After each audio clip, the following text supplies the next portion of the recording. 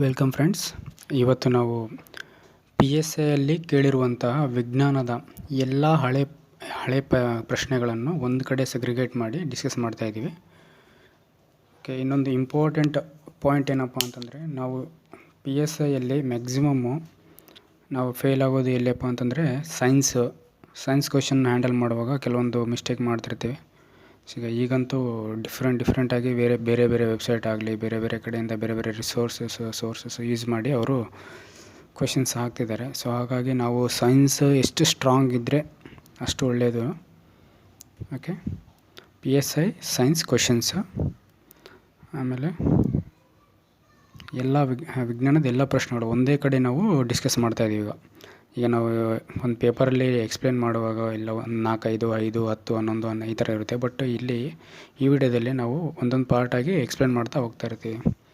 For example, ಒಂದು ವಿಡಿಯೋದಲ್ಲಿ ಒಂದು 10 ಕ್ವೆಶನ್ಸು, 20 ಕ್ವೆಶನ್ಸು, 30 ಕ್ವೆಶನ್ಸು ಈ ಥರ.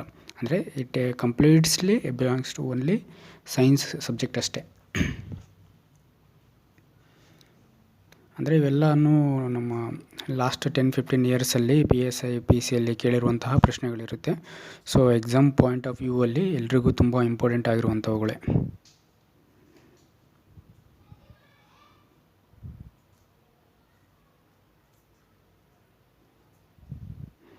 ಇನ್ನೊಂದು ಇಂಪಾರ್ಟೆಂಟ್ ಪಾಯಿಂಟ್ ಹೇಳಬೇಕು ನಿಮಗೆಲ್ಲ. ಏನಪ್ಪ ಅದಂತಂದರೆ, ನಾವು ಎಕ್ಸಾಮಲ್ಲಿ ಫಸ್ಟ್ ಪಾಯಿಂಟು ಸೈನ್ಸ್. ಯಾವುದು? ಸೈನ್ಸ್. Next mental ability.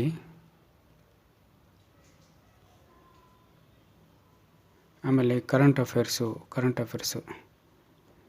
ಆಮೇಲೆ ಇತ್ತೀಚೆಗೆ ಎನ್ವಿರಾನ್ಮೆಂಟ್ ಸೈನ್ಸ್ ಕೂಡ ಕೇಳ್ತಿದ್ದಾರೆ, ಎನ್ವಿರಾನ್ಮೆಂಟ್ ಸ್ಟಡೀಸು. ಇವೆಲ್ಲ ಈ ಪಾರ್ಟನ್ನು ನಾವು ತುಂಬ ಸ್ಟ್ರಾಂಗ್ ಆಗಿದ್ದೀವಪ್ಪ ಅಂದರೆ ಆಲ್ಮೋಸ್ಟ್ ನಾವು ಲಿಸ್ಟಲ್ಲಿ ಇರೋದು ಗ್ಯಾರಂಟಿ. ಯಾಕಂದರೆ ನಾವು ಆಲ್ರೆಡಿ ಬೇಸಿಕ್ ಕ್ವೆಶನ್ ಎಲ್ಲ ಓದ್ಕೊಂಡು ಬಿಟ್ಟಿದ್ದೀವಿ. ಟ್ರೆಡಿಷ್ನಲ್ ಸಬ್ಜೆಕ್ಟ್ಸ್ ಏನಿರುತ್ತೆ, ಹಿಸ್ಟ್ರಿ ಆಗಲಿ, ಪೊಲಿಟಿ ಆಗಿರಲಿ, ಜಿಯೋಗ್ರಫಿ, ಇವೆಲ್ಲ ನಾರ್ಮಲಿ ನಾವು ಓದಿದರೆ ಡೈರೆಕ್ಟಾಗಿ ಅರ್ಥ ಆಗುತ್ತೆ. ಬಟ್ ಆರ್ಟ್ಸ್ ಬ್ಯಾಕ್ಗ್ರೌಂಡಿಂದ ಬಂದವರು, ಕಾಮರ್ಸ್ ಬ್ಯಾಕ್ಗ್ರೌಂಡಿಂದ ಬಂದವರಿಗೆ ಸೈನ್ಸ್ ಏನಾಗುತ್ತೆ ಸ್ವಲ್ಪ ಟಫ್ ಅನಿಸುತ್ತೆ. ಸೊ ಈಗ ಅಂದರೆ ಬೇಸಿಕ್ ಕ್ವೆಶನ್ಸ್ ಕೇಳಿದ್ರೆ ಯಾರು ಬೇಕಾದರೂ ಮಾಡ್ಬೋದು. ಬಟ್ ಈಗ ಕೇಳ್ತಿರೋ ಟ್ರೆಂಡಿ ಪ್ರಕಾರ ಸ್ವಲ್ಪ ಡಿಫ್ರೆಂಟ್ ಆಗಿದೆ ಸೈನ್ಸು ಮತ್ತು ಮೆಂಟಲ್ ಎಬಿಲಿಟಿ, ಕರೆಂಟ್ ಅಫೇರ್ಸು. ಇದ್ರ ಮೇಲೆ ಜಾಸ್ತಿ ಫೋಕಸ್ ಮಾಡಬೇಕು. ನೆಕ್ಸ್ಟು ಒಂದು ನಿಮಿಷ ಫ್ರೆಂಡ್ಸ್. ಸೊ ಮೊದಲನೇ ಪ್ರಶ್ನೆ ನೋಡೋಣ ನಾವು. ಮೊದಲನೇ ಪ್ರಶ್ನೆ ಬಂದು, ಹತ್ತಿಯ ಎಳೆಯನ್ನು ಗಿಡದ ಈ ಕೆಳಕಂಡ ಯಾವ ಭಾಗದಿಂದ ಪಡೆಯಲಾಗುತ್ತದೆ? ಹತ್ತಿಯ ಎಳೆಯನ್ನು ಗಿಡದ ಈ ಕೆಳಕಂಡ ಯಾವ ಭಾಗದಿಂದ ಪಡೆಯಲಾಗುತ್ತದೆ? ಇದು ಪ್ರಶ್ನೆ. ಸೊ ಆಪ್ಷನ್ ನೋಡೋಣ. ಮೊದಲನೇ ಆಪ್ಷನ್ ಹಣ್ಣು, ಎರಡನೇ ಆಪ್ಷನ್ ಬೇರು, ಮೂರನೇ ಆಪ್ಷನ್ ಕಾಂಡ, ನಾಲ್ಕನೇ ಆಪ್ಷನ್ ಎಲೆ. ನೀವು ಕೂಡ ಥಿಂಕ್ ಮಾಡಿ. ನಾನು ಆನ್ಸರ್ ಹೇಳೋಕ್ಕಿಂತ ಮೊದಲೇ ನೀವೊಂದು ವಿಡಿಯೋ ಪೌಸ್ ಮಾಡಿಬಿಟ್ಟು ನೀವೇ ಆನ್ಸರ್ ಮಾಡೋಕ್ಕೆ ಟ್ರೈ ಮಾಡಿ. ಸೊ ದ್ಯಾಟ್ ನಿಮಗೂ ಆನ್ಸರ್ ಗೊತ್ತಿದೆಯಾ ಇಲ್ಲ ಅಂತ, ಮತ್ತು ನಿಮ್ಮ ಪ್ರಿಪ್ರೇಷನ್ ಯಾವ ಥರ ಇದೆ ಅಂತ ನಿಮಗೂ ಒಂದು ಅನಾಲಿಸಿಸ್ ಆಗುತ್ತೆ. ಓಕೆ,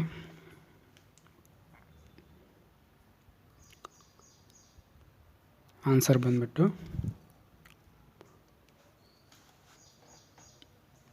ಹಣ್ಣು. ಅಂದರೆ ಇಲ್ಲಿ ಆಪ್ಷನಲ್ಲಿ ಇನ್ನೊಂದು ಏನಪ್ಪ ಅಂತಂದರೆ, ಆಪ್ಷನಲ್ಲಿ ಕಾಯಿ ಅಂತ ಇದ್ದರೂ ಕೂಡ ನಾವು ರೈಟ್ ಆಗುತ್ತೆ. ಯಾಕಂದರೆ ಹಣ್ಣು ಆದಮೇಲೆ ಕಾಯಿ ಆದಮೇಲೆ ಹಣ್ಣು ಆಗೋದಲ್ವಾ. ಸೊ ಇಲ್ಲಿ ಆಪ್ಷನಲ್ಲಿ ಕಾಯಿ ಇದ್ದರೂ ಕೂಡ ನಾವು ಸಮ್ಟೈಮ್ಸ್ ಇಲ್ಲಿ ಕಾಯಿ ಅಂತ ಕೂಡ ಇರುತ್ತೆ, ನಟ್ ಅಂತ ಕರಿತೀವಿ, ನಟ್. ಓಕೆ, ಈಗ ಇದು ಫ್ರೂಟ್ ಅಂತ ಕರೆದ್ರೆ ಇದು ನಟ್ ಅಂತ, ಈ ಥರ ಕಾಯಿ ಅಂತಿದ್ರೂ ಕೂಡ ಇದು ರೈಟ್ ಆನ್ಸರ್ ಆಗುತ್ತೆ. ಸೊ ಅರ್ಥ ಆಯ್ತಲ್ಲ ಫ್ರೆಂಡ್ಸ್. ನೆಕ್ಸ್ಟ್ ಬೇರಿಗೆ ಸಂಬಂಧಿಸಿದಂತೆ ಏನು ನೋಡ್ತೀವಪ್ಪ ನಾವು? ಬೇರಿಗೆ ಸಂಬಂಧಿಸಿದಂತೆ ಏನಪ್ಪ ಅಂತಂದರೆ, ಸಸ್ಯಗಳು ಏನಿರುತ್ತಲ್ಲ,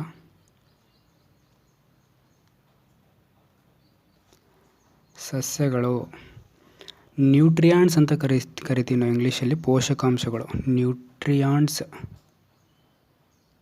ನ್ಯೂಟ್ರಿಯೆಂಟ್ಸ್ಗಳನ್ನು ಭೂಮಿಯಲ್ಲಿ ಇರುವಂತಹ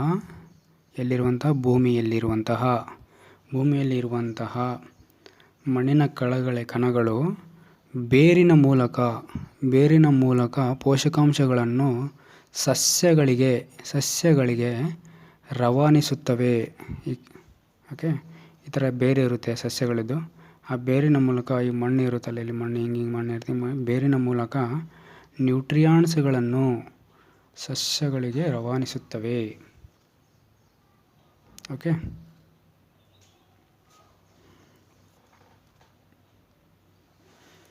ನೆಕ್ಸ್ಟ್ ಕಾಂಡ ಇದೆಯಪ್ಪ. ಕಾಂಡ ಏನಪ್ಪ, ನಮ್ಮ ಕಾಂಡ ಯಾವ ಥರ ನಮಗೆಲ್ಲ ಯೂಸ್ ಆಗುತ್ತೆ, ಅದ್ರ ಬಗ್ಗೆ ಒಂದು ನೋಡೋಣ.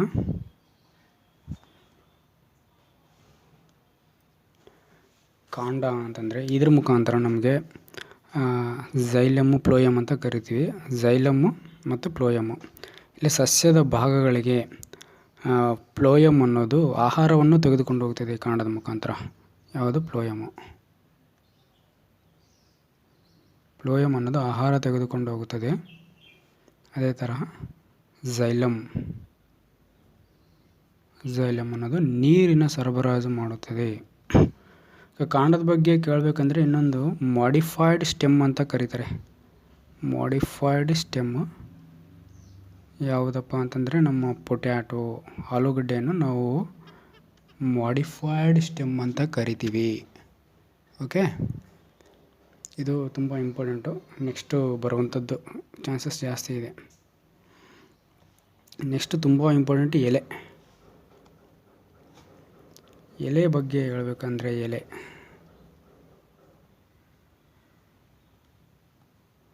ಇದನ್ನು ಕಿಚನ್ ಹೌಸ್ ಅಂತ ಕರಿತೀವಿ. Kitchen house of the plant, kitchen house ಅಂತ ಕರಿತೀವಿ ನಾವು. ಇದನ್ನು ಏನಂತ ಕರಿತೀವಿ? ಕಿಚನ್ ಹೌಸ್ ಅಂತ ಕರಿತೀವಿ. ಕಿಚನ್ ಹೌಸ್ ಯಾಕಂದರೆ ಸಸ್ಯದ ಆಹಾರ ತಯಾರಾಗೋದಲ್ಲಿ ನಮ್ಮ ಎಲೆ ಇದೆ. ಯಾವುದರ ಸಹಾಯದಿಂದ? ಪತ್ರಹರಿತಿನ ಸಹಾಯದಿಂದ ಇದರಲ್ಲಿ ನಮಗೇನಾಗುತ್ತೆ? ಆಹಾರ ತಯಾರಾಗುತ್ತೆ. ಏನನ್ನು ಹೀರಿಕೊಂಡು? ಕಾರ್ಬನ್ ಡೈಆಕ್ಸೈಡನ್ನು ಹೀರಿಕೊಂಡು. ಓಕೆ, ನಮಗೇನು ಕೊಡುತ್ತೆ? ಓಟು, ಆಕ್ಸಿಜನನ್ನು ಕೊಡುತ್ತೆ. ಸೊ ಇದರಿಂದ ನಾವು ಈಸಿಯಾಗಿ ಉಸಿರಾಡ್ಬೋದು. ಸೊ ಇನ್ನೊಂದು, ಸಸ್ಯಗಳು ಬರೀ ಕಾರ್ಬನ್ ಡೈಆಕ್ಸೈಡನ್ನು ತಗೊಂಡು ಆಮ್ಲಜನಕ ಮಾತ್ರ ಬಿಡ್ತಾವ ಅಥವಾ ಅವುಗಳು ಆಮ್ಲಜನಕ ಕೊಡ್ತಾವ ಅಂತಂದರೆ, ಇದು ಇನ್ನೊಂದು ಇಂಪಾರ್ಟೆಂಟ್ ಪಾಯಿಂಟು. ಸಸ್ಯಗಳು ಕೂಡ ನಮ್ಮ ತರಹ ಉಸಿರಾಡಲು ಏನು ತಗೊಳ್ತವೆಪ್ಪ ಅಂದರೆ ಆಮ್ಲಜನಕವನ್ನು ಬಳಸಿಕೊಳ್ಳುತ್ತವೆ. ನಮಗೆ ಆಮ್ಲಜನಕ ಯಾವ ಥರ ಬೇಕೋ ಅದಕ್ಕೂ ಆಮ್ಲಜನಕ ಬೇಕು, ಯಾವುದಕ್ಕೆ? ಉಸಿರಾಡುವಾಗ. ಬಟ್ ಆಹಾರ ತಯಾರಿಸುವಾಗ ಮಾತ್ರ ಅದಕ್ಕೆ ಕಾರ್ಬನ್ ಡೈಆಕ್ಸೈಡ್ ಬೇಕು. ನೈಟ್ ಟೈಮು ಮ್ಯಾಕ್ಸಿಮಮ್ಮು ಅವು ಉಸಿರಾಡ್ತವೆ. ಸೊ ನೈಟ್ ಟೈಮು ಮ್ಯಾಕ್ಸಿಮಮ್ಮು ಉಸಿರಾಡೋ ಸಂಬಂಧ ನಾವು ಮರದ ಕೆಳಗಡೆ ಮಲಗಬಾರ್ದು ಅಂತ ನಮ್ಮ ದೊಡ್ಡವರು ಹೇಳಿದ್ದಾರೆ. ಯಾಕಂದರೆ ಅಲ್ಲಿ ಆಮ್ಲಜನಕದ ಪ್ರಮಾಣ ತುಂಬ ಕಡಿಮೆ ಇರ್ತದೆ. ಎಲ್ಲಿ? ಮರದ ಕೆಳಗಡೆ ನಾವು ಮಲಗಿದಾಗ ಆ ಸುತ್ತಲಿನ ವಾತಾವರಣದಲ್ಲಿ ಆಮ್ಲಜನಕ ಪ್ರಮಾಣ ಅತ್ಯಂತ ಕಡಿಮೆ ಆಗಿರ್ತದೆ. ಸೊ ನಮಗೆ ಆಕ್ಸಿಜನ್ ಪ್ರಾಬ್ಲಮ್ ಆಗಿ ನಾವು ಸಾಯುವಂಥ ಸಂಭವ ಕೂಡ ಇರ್ತದೆ. ಹಾಗಾಗಿ ನೈಟ್ ಟೈಮು ಮರಗಳ ಕೆಳಗೆ ಮಲಗುವುದು ಅಪಾಯಕಾರಿ ಅಂತ ಹೇಳ್ತಾರೆ. ಸೊ ನಮಗೊಂದು ಕ್ಲಿಯರ್ ಆಯ್ತು. ಇವಾಗ ಸಸ್ಯಗಳು ಉಸಿರಾಡಲು ಆಮ್ಲಜನಕವನ್ನು ತಗೊಳ್ತವೆ, ಬಟ್ ಆಹಾರ ತಯಾರು ಮಾಡಲು ಕಾರ್ಬನ್ ಡೈಆಕ್ಸೈಡನ್ನು ತೆಗೆದುಕೊಳ್ಳುತ್ತವೆ.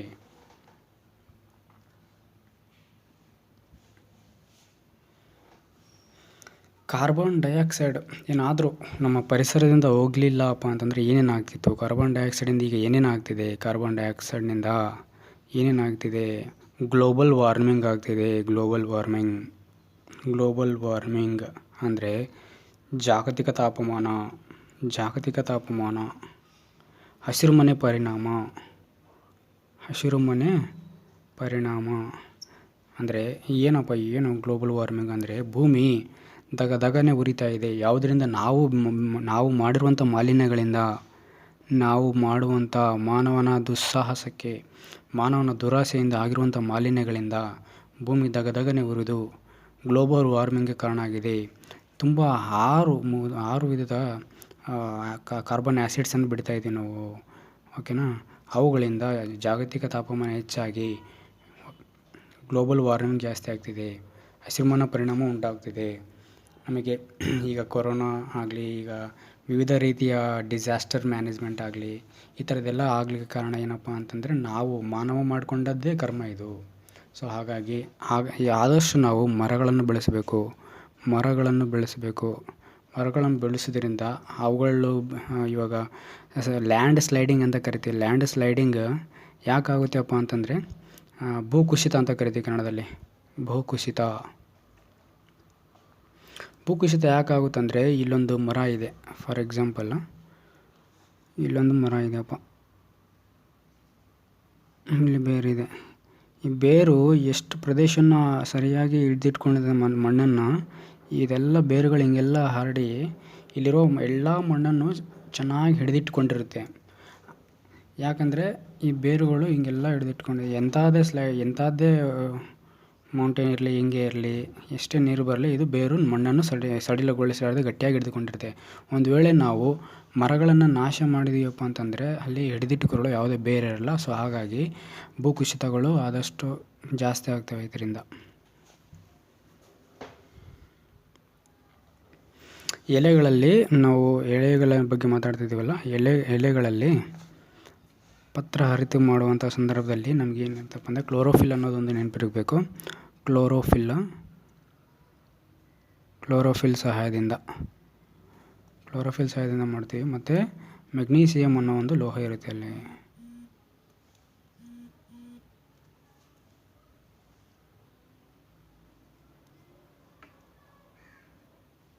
ಒಂದೇ ನಿಮಿಷ.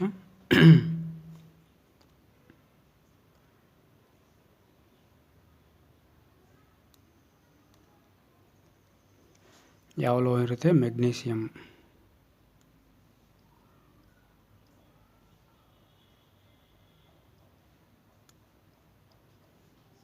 ಓಕೆ, ನೆಕ್ಸ್ಟ್ ಕ್ವಶನ್ ಹೋಗೋಣ ಫ್ರೆಂಡ್ಸ್.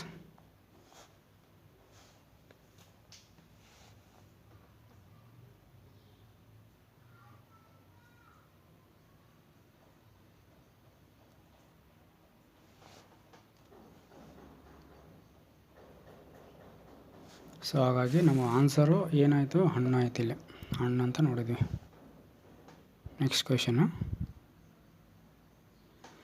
ಗೋಬರ್ ಗ್ಯಾಸ್ ಅನಿಲದಲ್ಲಿ ಬಹುಪಾಲು ಇರುವ ಅಂಶ ಯಾವುದು? ಯಾವುದರಲ್ಲಿ? ಗೋಬರ್ ಗ್ಯಾಸ್ ಅನಿಲದಲ್ಲಿ ಬಹುಪಾಲು ಇರುವ ಅಂಶ ಯಾವುದು?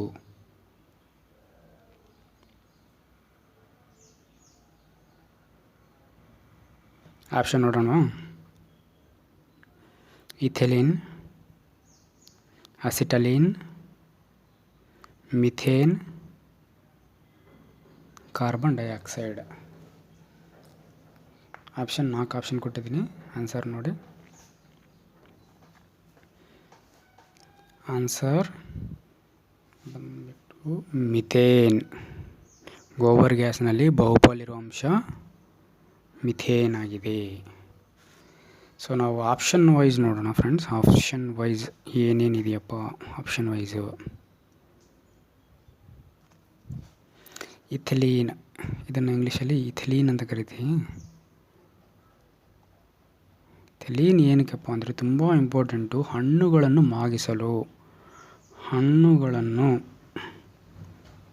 ಮಾಗಿಸಲು ಬಳಸ್ತೀವಿ. ಯಾವ ಥರಪ್ಪ ಅಂದರೆ ಕೃತಕವಾಗಿ ಆಗಿರಬೇಕು. ಅದನ್ನು ಹಣ್ಣುಗಳನ್ನು ಕೃತಕವಾಗಿ ಮಾಗಿಸಲು ನಾವು ಇದನ್ನು ಬಳಸ್ತೀವಿ.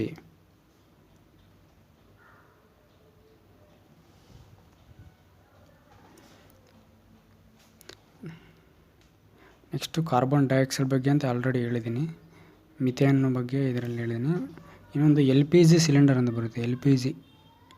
LPG ಸಿಲಿಂಡ್ರಲ್ಲಿ ಯಾವೆರಡು ಅಂಶಗಳು ಇರ್ತಾವಪ್ಪ ಅಂದರೆ ಬ್ಯೂಟೇನ್ ಮತ್ತು ಪ್ರೊಫೈನ್ ಎಂಬ ಎರಡು ಮಿಶ್ರಣ ಇರುತ್ತೆ. ಬ್ಯೂಟೇನ್ ಮತ್ತು ಪ್ರೊಫೈನ್ ಎಂಬ ಮಿಶ್ರಣಗಳಿರುತ್ತವೆ.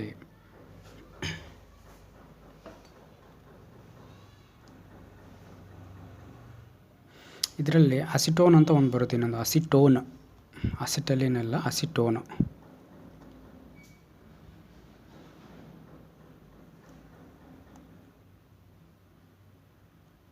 ಅಸಿಟೋನ್ ಏನಪ್ಪ ಅಂದರೆ ಇದು ಬಣ್ಣದ ಸಂದರ್ಭದಲ್ಲಿ ಈಗ ಯಾವುದಾದ್ರೂ ಒಂದು ಸೂಕ್ಷ್ಮವಾದಂಥ ಗ್ಲಾಸ್ ಆಗಲಿ ಮತ್ತು ನಮ್ಮ ಕನ್ನಡಕ ಆಗಲಿ ಅದನ್ನು ಶುದ್ಧವಾಗಿ ಕ್ಲೀನ್ ಮಾಡೋ ಸಲುವಾಗಿ ಮತ್ತು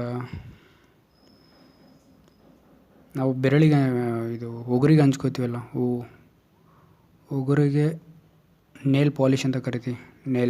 ನೇಲ್ ಪಾಲಿಷ್ ಥರ ಯೂಸ್ ಮಾಡ್ತೀವಿ ಯಾವುದನ್ನು, ಅಸಿಟೋನನ್ನು. ಓಕೆ, ನಾವು ನೆಕ್ಸ್ಟ್ ಪ್ರಶ್ನೆ ನೋಡೋಣ. ಕ್ವಶನು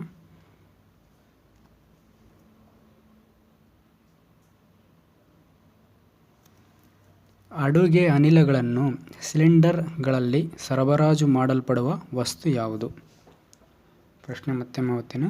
ಅಡುಗೆ ಅನಿಲಗಳನ್ನು ಸಿಲಿಂಡರ್ಗಳಲ್ಲಿ ಸರಬರಾಜು ಮಾಡಲ್ಪಡುವ ವಸ್ತು ಯಾವುದು?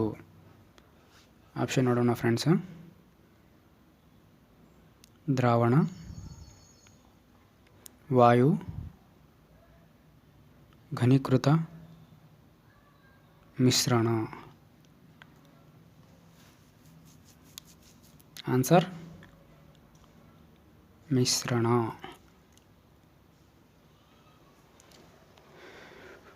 ನಾವು ಇನ್ನೊಂದು ಸೈನ್ಸಲ್ಲಿ 3 ವಿಧದ ಒಂದು ಸ್ಥಿತಿಯನ್ನು ನೋಡ್ತೀವಿ. ನಮ್ಮ ಸ್ಟೇಟ್ಸ್ ಆಫ್ ಮ್ಯಾಟರ್ ಅಂತ ಕರಿತೀವಿ. ತ್ರೀ ಸ್ಟೇಟ್ಸ್ ಆಫ್ ಮ್ಯಾಟರ್ ಅಂತ. ಒಂದು ಘನ, ದ್ರವ, ಅನಿಲ. ಇವು 3 ಅಂತ ನೋಡ್ತೀವಿ ಇದನ್ನು. ಓಕೆ, ಅದರಲ್ಲಿ ಯಾವುದರಿಂದ ಯಾವುದು. ಈಗ ಫಾರ್ ಎಕ್ಸಾಂಪಲ್ಲು ಘನದಿಂದ ದ್ರವಕ್ಕೆ ಆದರೆ ಏನಂತ ಕರಿತೀವಿ, ದ್ರವದಿಂದ ಘನಕ್ಕೆ, ಘನದಿಂದ ದ್ರವಕ್ಕೆ. ಮತ್ತು ಗ್ಯಾಸಿಂದ ಸಾಲಿಡಿಂದ ಗ್ಯಾಸ್ಗೆ ಆದರೆ ಏನಂತೀವಿ ಅಂತ ಒಂದು ಎಕ್ಸ್ಟ್ರಾ ಪಾಯಿಂಟ್ ಹೇಳಿರ್ತೀನಿ ಇಲ್ಲಿ. ಒಂದು ಸ್ವಲ್ಪ ಇಂಪಾರ್ಟೆಂಟ್ ಇದೆ, ಇದೊಂದು ನೋಡಿ ಫ್ರೆಂಡ್ಸ್. ಫಸ್ಟು ನಾವು 3 ಪಾರ್ಟ್ಸ್ 3 ವಿಧ ನೋಡ್ತೀವಿ, ಘನ, ದ್ರವ, ಅನಿಲ ಅಂತ. ನಾನು ಇಂಗ್ಲೀಷಲ್ಲಿ ಬರೆದಿರ್ತೀನಿ ಯಾಕಂದರೆ ನಿಮಗೂ ಹೆಲ್ಪ್ ಆಗಲಿ ಅಂತ. ಸಾಲಿಡ್,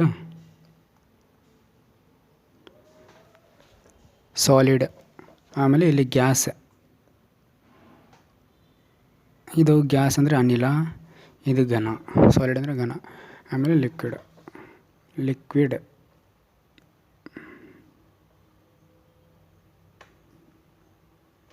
ಇದು ದ್ರವ. ಸೊ ಘನ, ದ್ರವ, ಅನಿಲ. ಘನ, ದ್ರವ, ಅನಿಲ. ಸೊ ನಾನು ಏನಕ್ಕೆ ಬರ್ತಿದ್ದೀನಪ್ಪ ಇದಂತಂದರೆ, ಇಲ್ಲಿಂದ ಈ ಕಡೆಯಿಂದ ಈ ಕಡೆ ಈ ಕಡೆಯಿಂದ ಈ ಕಡೆ ಹೋದರೆ ಏನಂತಾರೆ, ಇಲ್ಲಿಂದ ಈ ಕಡೆ ವರ್ಗಾವಣೆ ಆಗೋ ಒಂದು ಪ್ರೋಸೆಸ್ನ ಏನಂತ ಕರಿತೀವಿ ಅನ್ನೋದು ನಮಗೆ ಎಕ್ಸಾಮ್ ಪಾಯಿಂಟ್ ಆಫ್ ವ್ಯೂವಲ್ಲಿ ತುಂಬ ಇಂಪಾರ್ಟೆಂಟು. ಹಾಗಾಗಿ ನೋಡೋಣ ಫ್ರೆಂಡ್, ಸಾಲಿಡಿಂದ ಲಿಕ್ವಿಡಿಗೆ ವರ್ಗಾವಣೆ ಆಗೋದನ್ನು ಏನಂತ ಕರಿತೀವಿ? ಎಲ್ಲಿಂದ ಎಲ್ಲಿಗೆ? ನಮ್ಮ ಘನದಿಂದ ದ್ರವಕ್ಕೆ ವರ್ಗಾವಣೆಯಾಗುವುದನ್ನು ಏನಂತ ಕರಿತೀವಿ? ಸಾಲಿಡಿಂದ ಲಿಕ್ವಿಡಿಗೆ ಏನಂತ ಕರಿತೀವಿ? ಮೆಲ್ಟಿಂಗ್ ಅಂತ ಕರಿತೀವಿ ನಾವು. ಮೆಲ್ಟಿಂಗ್ ಅಂದರೆ ಕರಗುವಿಕೆ. ಮೆಲ್ಟಿಂಗ್ ಫ್ಯೂಷನ್ ಅಂತ ಕರಿತೀವಿ. Melting fusion. ಓಕೆ, ಅದೇ ತರಹ ಲಿಕ್ವಿಡಿಂದ ಸಾಲಿಡ್ಗೆ ಬರುವಂಥದ್ದನ್ನು ಏನಂತ ಕರಿತೀವಿ? ಲಿಕ್ವಿಡ್ ಅಂದರೆ ದ್ರವದಿಂದ ಘನಕ್ಕೆ. ಇವಾಗ ನಾವು ಸಾಲಿಡ್ ಅಂದರೆ ಘನದಿಂದ ದ್ರವಕ್ಕೆ ನೋಡಿದ್ವಿ, ಅದೇ ತರಹ ದ್ರವದಿಂದ ಘನಕ್ಕೆ ನೋಡಬೇಕಲ್ವ ಫ್ರೆಂಡ್ಸ್. ಅದನ್ನು ಏನಂತ ಕರಿತೀವಪ್ಪ? ದ್ರವದಿಂದ ಘನಕ್ಕೆ ಬರೋದನ್ನು ಸಾಲಿಡಿಫಿಕೇಷನ್ ಅಂತ ಕರಿತೀವಿ. ಏನಂತೀವಿ? ಸಾಲಿಡಿಫಿಕೇಷನ್ ಅಂತ ಕರಿತೀವಿ. ನೆಕ್ಸ್ಟು ಲಿಕ್ವಿಡಿಂದ ಗ್ಯಾಸ್ಗೆ ಏನಂತ ಕರಿತೀವಿ? ಯಾವುದು? ದ್ರವದಿಂದ ಅನಿಲ. ಈ ದ್ರವದಿಂದ ಅನಿಲಕ್ಕೆ ಏನಂತ ಕರಿತೀವಪ್ಪ ಅಂತಂದರೆ ಇವ್ಯಾಪರೇಷನ್, ಆವಿಯಾಗುವಿಕೆ ಅಂತ ಕರಿತೀವಿ. ಏನಂತೀವಿ? ಇವ್ಯಾಪೊರೇಷನ್. RATION. EVAPORATION. ಇವ್ಯಾಪರೇಷನ್ ಅಂದರೆ ಆವಿಯಾಗುವಿಕೆ ಅಂತ ಯಾವುದರಿಂದ ಯಾವುದಿಗೆ? ದ್ರವದಿಂದ ಅನಿಲಕ್ಕೆ. ಸೊ ಅದೇ ಥರ ಅನಿಲದಿಂದ ದ್ರವಕ್ಕೆ ಏನಂತ ಕರಿತೀವಪ್ಪ? ಇಲ್ಲೇನಿದೆ, ಇಲ್ಲಿ ಅನಿಲ ಇದೆಲ್ಲ ಗ್ಯಾಸ್, ಇಲ್ಲಿಂದ ಈ ಕಡೆ ಏನಂತ ಕರಿತೀವಿ? ಕನ್ಸಾಲಿಡೇಷನ್. ಯಾವುದು? ಕನ್ಸಾಲಿಡೇಷನ್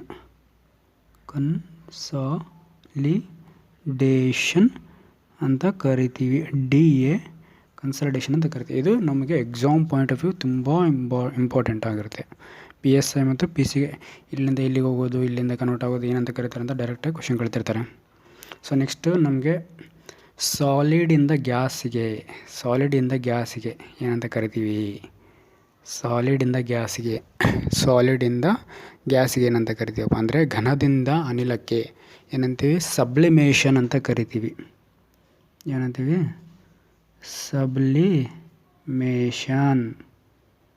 ಸಬ್ಲಿಮೇಷನ್ ಅಂದರೆ ಕನ್ನಡದಲ್ಲಿ ಉತ್ಪತನ ಅಂತ ಕರೀತಾರೆ. PCಗೆ ಮತ್ತು PSIಗೆ ತುಂಬ ಸಲ ರಿಪೀಟ್ ಆಗಿರುವಂಥ ಕ್ವೆಶನ್ ಇದು. ಉತ್ಪತನ ಅಂದರೆ ಸಬ್ಲಿಮೇಷನ್. ಓಕೆ, ಅದೇ ತರಹ ಅನಿಲ ಗ್ಯಾಸಿಂದ, ಎಲ್ಲಿಂದ? ಗ್ಯಾಸ್.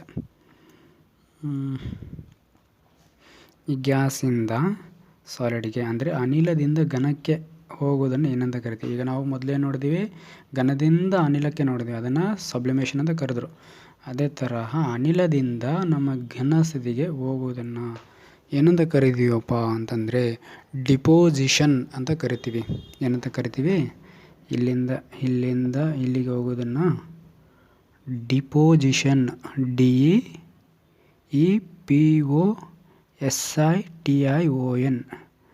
ನಾನು ಯಾಕೆ ಇಷ್ಟೊಂದು ಸ್ಟ್ರೆಸ್ ಮಾಡಿ ಸ್ಪೆಲ್ಲಿಂಗು ಅವೆಲ್ಲ ಹೇಳ್ತಿದ್ದೀನಿ ಅಂತಂದರೆ, ನಮ್ಮ PC ಮತ್ತು PSI ಕೆಲವೊಂದು ಕನ್ನಡ ಮೀಡಿಯಂ ಸ್ಟೂಡೆಂಟ್ಸ್ಗಳಿಗೆ ಡೈರೆಕ್ಟಾಗಿ ಕ್ವೆಶನ್ಸು ಡೈರೆಕ್ಟಾಗಿ ಇಂಗ್ಲೀಷಲ್ಲೇ ಬರ್ತಾಯಿದೆ. ಸೊ ಹಾಗಾಗಿ ನಾನು ಸ್ವಲ್ಪ ಜಾಸ್ತಿ ಸ್ಟ್ರೆಸ್ ಮಾಡಿ ಹೇಳ್ತಾಯಿದ್ದೀನಿ.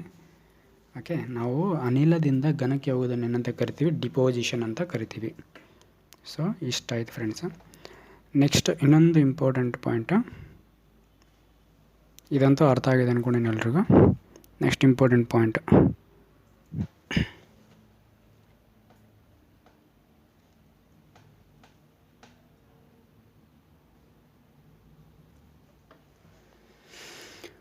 ಕರ್ಪೂರ ಸುಟ್ಟಾಗ ಇದು ಅನ್ನೋದು ಒಂದು ಆಪ್ಷನ್ ಕೊಟ್ಟಿರ್ತಾರೆ. ಈ ಕಡೆ ಯಾವುದಕ್ಕೆ ಉದಾಹರಣೆಯಾಗಿದೆ ಅಂತ ಕೇಳ್ತೀನಿ. ನಾವು ಇಷ್ಟೊತ್ತು ಮಾತಾಡಿದ್ದೀವಲ್ಲ, ಸಬ್ಲಿಮೇಷನ್ ಆಗಲಿ, ಮೆಲ್ಟಿಂಗ್, ಆಮೇಲೆ ಸಾಲಿಡಿಫಿಕೇಷನ್ನು, ಇವ್ಯಾಪೊರೇಷನು, ಈ ಥರ ಕರ್ಪೂರ ಸುಟ್ಟಾಗ ಇದು ಈ ಕೆಳಗಿನ ಯಾವುದಕ್ಕೆ ಉದಾಹರಣೆ ಅಂತ ಕ್ವಶನ್ ಕೇಳಿದ್ರಿ. ಯಾವುದು? ಕರ್ಪೂರ ಸುಟ್ಟಾಗ.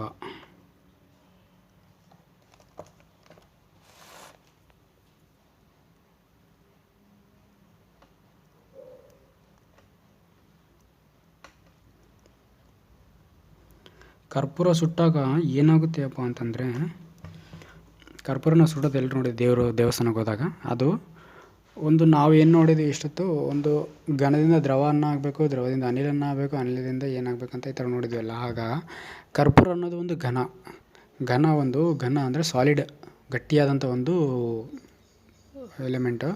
ಅದನ್ನು ನಾವು ಬೆಂಕಿ ಹಚ್ಚಿ ಸುಟ್ಟಾಗ ಅದು ಏನಾಗುತ್ತೆಪ್ಪ ಅಂತಂದರೆ, ಅದು ದ್ರವ ಆಗುವುದಿಲ್ಲ, ಅದು ಏನಾಗುತ್ತೆ, ಬದಲಾಗಿ ಗ್ಯಾಸ್ ಆಗುತ್ತೆ. ಗ್ಯಾಸ್ ಅಂದರೆ ಅನಿಲವಾಗಿ ಪರಿವರ್ತನೆ ಹೊಂದುತ್ತೆ. ಅದನ್ನು ನಾವು ಸಬ್ಲಿಮೇಷನ್ ಅಂತ ಕರಿತೀವಿ. ಅದನ್ನೇನಂತೀವಿ ನಾವು? ಸಬ್ಲಿಮೇಷನ್. ಓಕೆ, ಏನಂತ ಕನ್ನಡದಲ್ಲಿ ಏನಪ್ಪ ಅಂದರೆ ಉತ್ಪತನ ಅಂತ ಕರಿತೀವಿ ನಾವು ಅದನ್ನು. ಉತ್ಪತನ, ಇಂಗ್ಲೀಷಲ್ಲಿ ಸಬ್ಲಿಮೇಷನ್. TION. ಓಕೆ, ಇಷ್ಟು ನಮಗೆ ಎಕ್ಸಾಮ್ ಪಾಯಿಂಟ್ ಆಫ್ ವ್ಯೂಲಿ ತುಂಬ ಇಂಪಾರ್ಟೆಂಟು. ಒಂದಲ್ಲ ಒಂದು ಕ್ವೆಶನ್ ಪಕ್ಕ ಬರುತ್ತೆ. ಓಕೆ, ಇದು ಅರ್ಥ ಆಗಿದೆ. ನೆಕ್ಸ್ಟ್ ಕ್ವೆಶನ್ಗೆ ಹೋಗೋಣ ಫ್ರೆಂಡ್ಸ್. ಒಂದು ನಿಮಿಷ.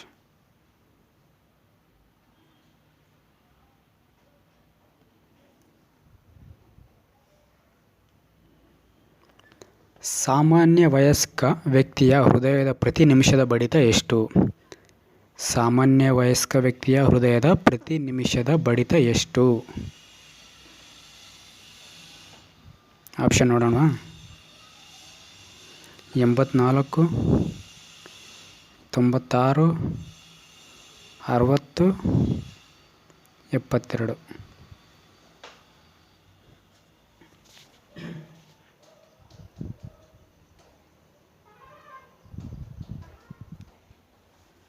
ಸರಿಯಾದ ಉತ್ತರ ನೋಡೋಣ.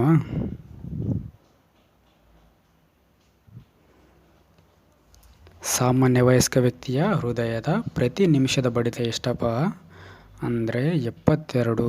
ಒಂದು ನಿಮಿಷಕ್ಕೆ ನಮ್ಮ ಹೃದಯ 72 ಬಾರಿ ಬಡಿಬೇಕು. ಅಂದರೆ ಲಬ್ ಡಬ್ ಲಬ್ ಡಬ್ ಅಂತ ಬಡಿಬೇಕು. ಆವಾಗ ನಾವು ಒಬ್ಬ ವ್ಯಕ್ತಿ ಆರೋಗ್ಯವಾಗಿದ್ದಾನೆ ಅಂತ ನೋಡ್ತೀವಿ ನಾವು. ಓಕೆ, ಹೃದಯಕ್ಕೆ ಸಂಬಂಧಿಸಿದಂತೆ ನೋಡೋಣ. ನೆಕ್ಸ್ಟ್ ಹೃದಯಕ್ಕೆ ಸಂಬಂಧಿಸಿದಂತೆ ಇಂಪಾರ್ಟೆಂಟ್ ಪಾಯಿಂಟ್ಸ್ ಏನಿದ್ದಾವೆ, ಏನಿಲ್ಲ. ಮಾನವನ ಹೃದಯದಲ್ಲಿ 4 ಕೋಣೆಗಳಿದ್ದಾವೆ. ಮಾನವನ ಹೃದಯದಲ್ಲಿ ಎಷ್ಟು ಕೋಣೆ ಇದ್ದಾವಪ್ಪ? ಮಾನವನ ಹೃದಯದಲ್ಲಿ 4 ಕೋಣೆ ಇದ್ದಾವೆ. ಅದೇ ಥರ ನಮ್ಮ ಹಕ್ಕಿ ಪಕ್ಷಿಗಳ ಹೃದಯದಲ್ಲಿ ಕೂಡ 4 ಕೋಣೆ ಇದ್ದಾವೆ. ಪಕ್ಷಿಗಳ ಹೃದಯದಲ್ಲಿ ಎಷ್ಟಿದ್ದಾವೆ ಕೋಣೆಗಳು? 4 ಕೋಣೆಗಳಿದ್ದಾವೆ. ಇವಾಗ ಲಾಸ್ಟ್ ವಿಡಿಯೋದಲ್ಲಿ ನಾನು ಹೇಳಿದ್ದೆ ಆಗಲೇ, ಏನಪ್ಪ ಅಂತಂದರೆ ಹಕ್ಕಿ ಜ್ವರವನ್ನು ಇಂಗ್ಲೀಷಲ್ಲಿ ಏನಂತಾರೆ ಅಂತ ಕೇಳಿದೆ ನಾನು. ಯಾವುದು? ಹಕ್ಕಿ ಜ್ವರವನ್ನು. ಹಕ್ಕಿ ಜ್ವರನ ಏನಂತ ಕರೀತಾರೆ ಅಂದರೆ ಏವಿಯನ್ ಇನ್ಫ್ಲೂಯೆನ್ಸಾ ಅಂತ ಕರೀತಾರೆ. ಏನಂತ ಕರೀತಾರೆ? Avian influenza. ಏವಿಯನ್ ಇನ್ಫ್ಲೂಯೆನ್ಸಾ ಅನ್ನು ಏನಂತ ಕರಿತೀವಿ? ಹಕ್ಕಿ ಜ್ವರ. ಅಂದರೆ H5N1. ಏನು? H5N1. ಓಕೆ, ಆಮೇಲೆ ಇದು ನಮ್ಮ ಮುಖ್ಯವಾಗಿ ಇದು ಲಾಸ್ಟ್ ಟೈಮ್ PC ಒಂದು ಕ್ವೆಶನ್ ಕೇಳಿದ್ರು. ಏನಪ್ಪ ಅಂತಂದರೆ ಹೃದಯಕ್ಕೆ ಸಂಬಂಧಿಸಿದಂತೆ ಒಂದು ಕ್ವೆಶನ್ ಕೇಳಿ, ಇದು ಎಂಥ ಒಂದು ಸಿಸ್ಟಮು ಅಂತ ಕೇಳಿದರು. ಓಕೆ, ಎಂಥ ಸಿಸ್ಟಮು ಅಪ್ಪ ಇದು? ನಮ್ಮ ಹೃದಯಕ್ಕೆ ಸಂಬಂಧಿಸಿದಂತೆ ಎಂಥ ಸಿಸ್ಟಮು ಅಂತಂದರೆ it is A circular system ಅಂತ ಕರಿತೀವಿ. ಸರ್ಕ್ಯುಲರ್ ಸಿಸ್ಟಮ್ ಅಂದರೆ ಒಂದು ಸೌಂಡ್ ಸಾಲಿಡ್ ಆಗಿ ಕರೆಕ್ಟ್ ಅನಿಸುತ್ತೆ ಎಲ್ಲಿ ಇಂಗ್ಲೀಷಲ್ಲಿ ನೋಡಿದಾಗ. ಬಟ್ ಕನ್ನಡದಲ್ಲಿ ಅದನ್ನು ಟ್ರಾನ್ಸ್ಲೇಟ್ ಮಾಡಿದಾಗ ಏನಾಗುತ್ತೆ ಅಂದರೆ ಸಾಗಾಣಿಕಾ ಪದ್ಧತಿ ಅಂತ ಕರೀತಾರೆ. ಸಾಗಾಣಿಕಾ ಅಂತಂದರೆ ನಮಗೇನು ಸಾರಿಗೆ ಏನು ಮುಂದೆ ಅರ್ಥ ಆಗೋಲ್ಲ, ಸಾರಿಗೆನಾ ಏನು ಅಂತ. ಬಟ್ ಇದನ್ನು ಇದೇನು ಹಾರ್ಟ್ ಆಗಲಿ ಮತ್ತು ಇವು ಕಿಡ್ನಿ ಆಗಲಿ, ಬ್ಲಡ್ಡಿಗೆ ಸಂಬಂಧಿಸಿದಂತೆ ಕ್ಯಾಪಿಲರೀಸು, ಬ್ಲಡ್ ವೆಸಲ್ಸು, ಇವೆಲ್ಲ ಏನು, ದೀಸ್ ಆರ್ ಆಲ್ ಸರ್ಕ್ಯುಲರಿ ಸಿಸ್ಟಮ್ ಅಂತ ಕರಿತೀವಿ ನಾವು. ಸಾಗಾಣಿಕಾ ಪದ್ಧತಿ. ಯಾವ ಪದ್ಧತಿ ಇದು? ಸರ್ಕ್ಯುಲರಿ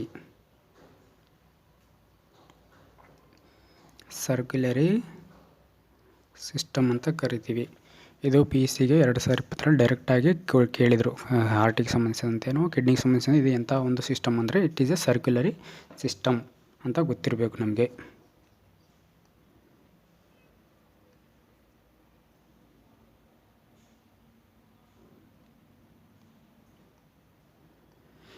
ಹಾರ್ಟ್ ಬಗ್ಗೆ ಸ್ವಲ್ಪ ಇನ್ನೊಂದು ಇಂಪಾರ್ಟೆಂಟ್ ಪಾಯಿಂಟ್ಸ್ ನೋಡೋಣ. ಹಾರ್ಟ್ ಬಗ್ಗೆ ಇದೇನಪ್ಪ ಅಂದರೆ ಹಾರ್ಟ್ ಅನ್ನೋದು ಒಂದು ಟ್ರಾನ್ಸ್ಪೋರ್ಟ್ ಸಿಸ್ಟಮ್ ಅಂತ ಕರಿತೀವಿ ನಾವು. ಇವು ಹಾರ್ಟ್ ಇವೆಲ್ಲ ಎದರಲ್ಲಿ ಬರ್ತಾವಂತಂದೆ ಸರ್ಕ್ಯುಲರ್ ಸಿಸ್ಟಮಲ್ಲಿ ಬರುತ್ತೆ ಅಂತಂದೆ. ಹಾರ್ಟು ಮತ್ತು ಕಿಡ್ನಿ ಇವೆಲ್ಲ ಎಂಥ ಒಂದು ಪದ್ಧತಿಗಳು, ಎಂಥ ಒಂದು ಸಿಸ್ಟಮ್ಸು ಅಂತಂದರೆ heart transport system. Heart direct question ಬಂದಿತ್ತು ಎಕ್ಸಾಮಲ್ಲಿ. ಹಾರ್ಟು ಒಂದು ಟ್ರಾನ್ಸ್ಪೋರ್ಟ್ ಸಿಸ್ಟಮ್. ಓಕೆ, ಅದೇ ಥರ ಇದರಲ್ಲಿ ಏನೇನು ಒಳಗೊಂಡಿರ್ತಾವಪ್ಪ ಅಂದರೆ ಈ ಒಂದು ಇವಾಗ ನಾನು ಸರ್ಕ್ಯುಲರ್ ಸಿಸ್ಟಮ್ ಅಂತ ಹೇಳಿದ್ನಲ್ಲ, ಅದರಲ್ಲಿ ಏನೇನಂತಂದೆ ಹಾರ್ಟು, ಬ್ಲಡ್ ವೆಸಲ್ಸು ಮತ್ತು ಬ್ಲಡ್ ಇವೆಲ್ಲ ನಾನು ಏನಂದೆ ಸರ್ಕ್ಯುಲರ್ ಸಿಸ್ಟಮ್ ಅಂತಂದೆ. ಬಟ್ ಅದೇ ತರಹ ಹಾರ್ಟ್ ಅನ್ನೋದು ಒಂದು ಟ್ರಾನ್ಸ್ಪೋರ್ಟ್ ಸಿಸ್ಟಮು. ಈ ಟ್ರಾನ್ಸ್ಪೋರ್ಟ್ ಸಿಸ್ಟಮಲ್ಲಿ ಏನೇನು ಇರ್ತಾವಪ್ಪ ಅಂದರೆ ಹಾರ್ಟ್ ಇರ್ತದೆ, ಆಮೇಲೆ ಬ್ಲಡ್ ಅಂದರೆ ರಕ್ತ,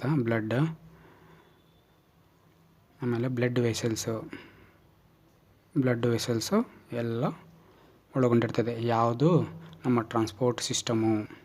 ಓಕೆ,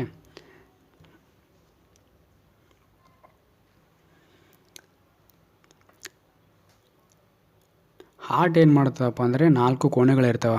ಅದರಲ್ಲಿ ಒಂದು ಚಾಂಬರ್ ಇರುತ್ತೆ. ಅದೇನು ಒಂದು ಚಾಂಬರು ಬ್ಲಡ್ಡನ್ನು ತೊಗೊಳುತ್ತೆ. ಓಕೆ, ಚಾಂಬರು ಒಂದು ಚಾಂಬರ್ ಏನು ಮಾಡುತ್ತೆ, ಬ್ಲಡ್ ಅಂದರೆ ರಕ್ತವನ್ನು ಅಂಗಾಂಶಗಳಿಂದ ತಗೊಳುತ್ತೆ. ಅದನ್ನು ಏನಂತ ಕರಿತೀವಪ್ಪ ಅಂತಂದರೆ, ಇಂಗ್ಲೀಷಲ್ಲಿ ಹೇಳ್ತೀನಿ ನಾನು, ಆರಿಕಲ್ಸ್ ಅಂತ ಕರೀತಾರೆ. ಆರಿಕಲ್ಸ್, AURICLES, ಆರಿಕಲ್ಸ್ ಅಂತಂದರೆ ವಾಟ್ ಈಸ್ ಆರಿಕಲ್ ಅಂತ ಕರೆದ್ರೆ, which receives the blood from the body tissues. ಇದೇನು ಮಾಡ್ತದಪ್ಪ ಅಂದರೆ, ಇಟ್ ರಿಸೀವ್ಸ್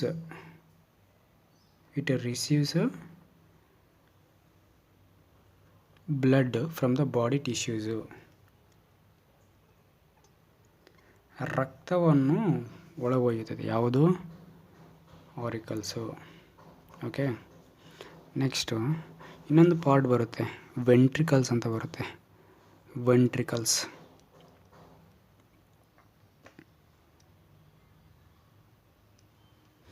ಕನ್ನಡದಲ್ಲಿ ಅಪಧಮನಿ, ಅಭಿಧಮನಿ ಅಂತ ಕರಿತೀವಿ ನಾವು. ವೆಂಟ್ರಿಕಲ್ಸ್ ಅಂದರೆ ಏನಪ್ಪ ಅಂತಂದರೆ, ಇದೇನು ಮಾಡುತ್ತೆ, ಪಂಪ್ ಮಾಡುತ್ತೆ ಹೃದಯದಿಂದ ವಿವಿಧ ಭಾಗಗಳಿಗೆ ಏನನ್ನು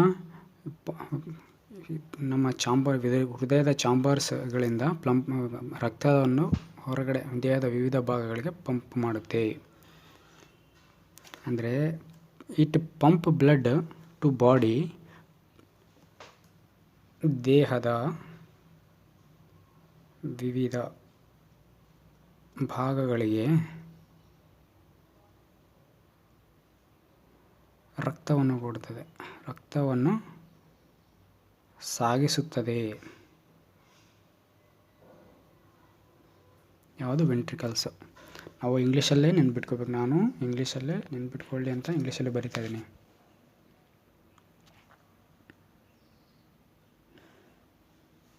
ಇದು ಅಪಧಮನಿ, ಇದು ಅಭಿಧಮನಿ. ಓಕೆ, ನಾವು ಎಷ್ಟು ಭಾಗಗಳಿದಾವಪ್ಪ ಅಂತ ಇನ್ನೊಂದು ಸ್ವಲ್ಪ ಡೀಟೇಲ್ ಹೋಗೋಣ.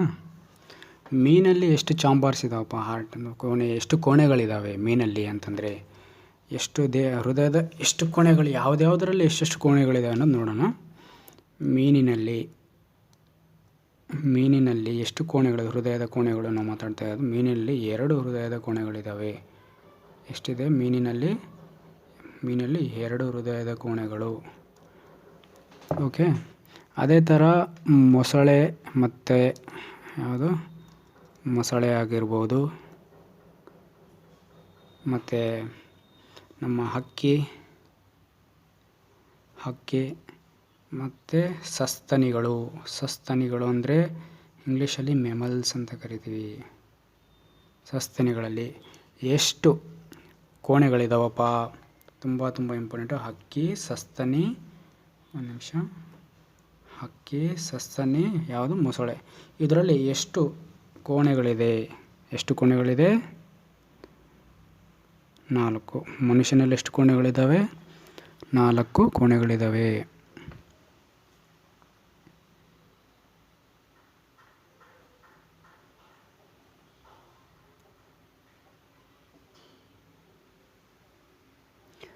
ನೆಕ್ಸ್ಟು ನಾವು ಏನು ಇಂಪಾರ್ಟೆಂಟ್ ಅಂದರೆ, ನಾವಿಲ್ಲಿ ಡಿಸ್ಕಸ್ ಮಾಡ್ತಿರೋದೆಲ್ಲ ಅದು ಎಕ್ಸಾಮ್ ಪಾಯಿಂಟ್ ಆಫ್ ವ್ಯೂ ಅಲ್ಲಿ, ಎಕ್ಸಾಮಲ್ಲಿ ಬರುವಂತಹ ಸಂಭವನೀಯ ಪ್ರಶ್ನೆಗಳನ್ನು ನಾವು ಇಲ್ಲಿ ಡಿಸ್ಕಸ್ ಮಾಡ್ತಾಯಿದ್ವಿ. ಓಕೆ, ಇದು ಅರ್ಥ ಆಯ್ತು ಅನ್ಕೋತೀನಿ. ನೆಕ್ಸ್ಟು ನಮ್ಮ ಹಾರ್ಟಿಗೆ ಅಂದರೆ ಹೃದಯಕ್ಕೆ ಸಂಬಂಧಿಸಿದ ಕೆಲವೊಂದು ರೋಗಗಳು ನೋಡ್ತೀವಿ. ಡಿಸೀಸಸ್ ಆಫ್ ಹಾರ್ಟ್ ಅಂತ ಅಂತೀವಿ ನಾವು. ಏನಂತ ಕರಿತೀವಿ? Diseases of heart. ಎಲ್ಲ ಹೇಳಲ್ಲ, ಕೆಲವೊಂದು ಇಂಪಾರ್ಟೆಂಟ್ ಇರೋದು ಮಾತ್ರ ಹೇಳ್ತೀನಿ. ಡಿಸೀಸ್ ಆಫ್ ಹಾರ್ಟ್ ಏನಪ್ಪ?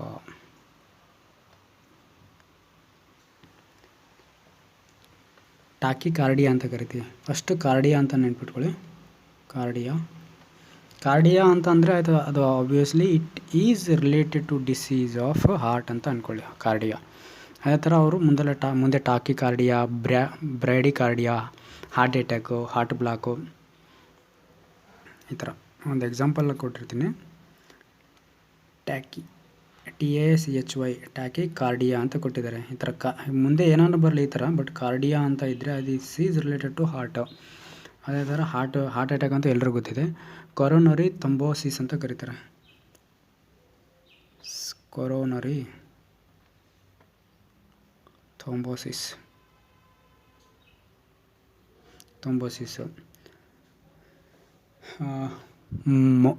ಮಿಯೋಕಾರ್ಡಿಯಲ್ ಇನ್ಫಾರ್ಕ್ಷನ್ ಅಂತ ಕರೀತಾರೆ. ಇನ್ನೊಂದು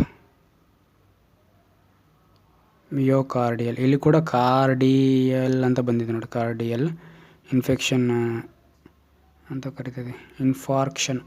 ಇದು ಎಲ್ಲ ನಮ್ಮ ಹೃದಯದ ರೋಗಗಳು, ಹೃದಯಕ್ಕೆ ಸಂಬಂಧಿಸಿದಂಥ ರೋಗಗಳು.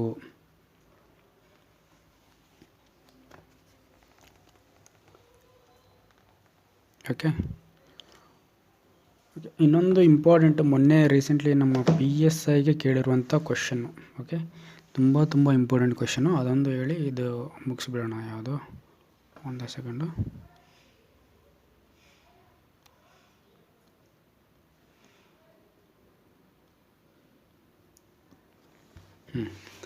ಯಾವುದಪ್ಪ, ನಮ್ಮ ಬ್ಲಡ್ ವೆಸಲ್ಸ್. ಇವಾಗ ಎಷ್ಟೊತ್ತು ಈ ಬ್ಲಡ್ ವೆಸಲ್ಸ್ ಅಂತ ಹೇಳಿದೆ. ಯಾವುದು, ನಾವು ಸರ್ಕ್ಯುಲರಿ ಸಿಸ್ಟಮಲ್ಲಿ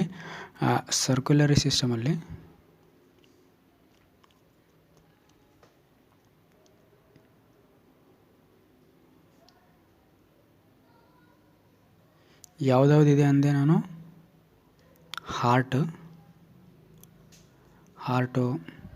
ನೆಕ್ಸ್ಟು ಬ್ಲಡ್ ಬಗ್ಗೆ ನೆಕ್ಸ್ಟ್ ಕ್ವಶನ್ ಬಂದಾಗ ಡಿಸ್ಕಸ್ ಮಾಡೋಣ. ಬ್ಲಡ್ಡು, ಆಮೇಲೆ ನೆಕ್ಸ್ಟು ಬ್ಲಡ್ ವೆಸಲ್ಸ್. ಬ್ಲಡ್ ಬಗ್ಗೆ ಒಂದೆರಡು ಪಾಯಿಂಟ್ ಹೇಳಿ ನೆಕ್ಸ್ಟ್ ಬ್ಲಡ್ ವೆಸಲ್ಸ್ಗಳು ಹೋಗೋಣ. ರಕ್ತ,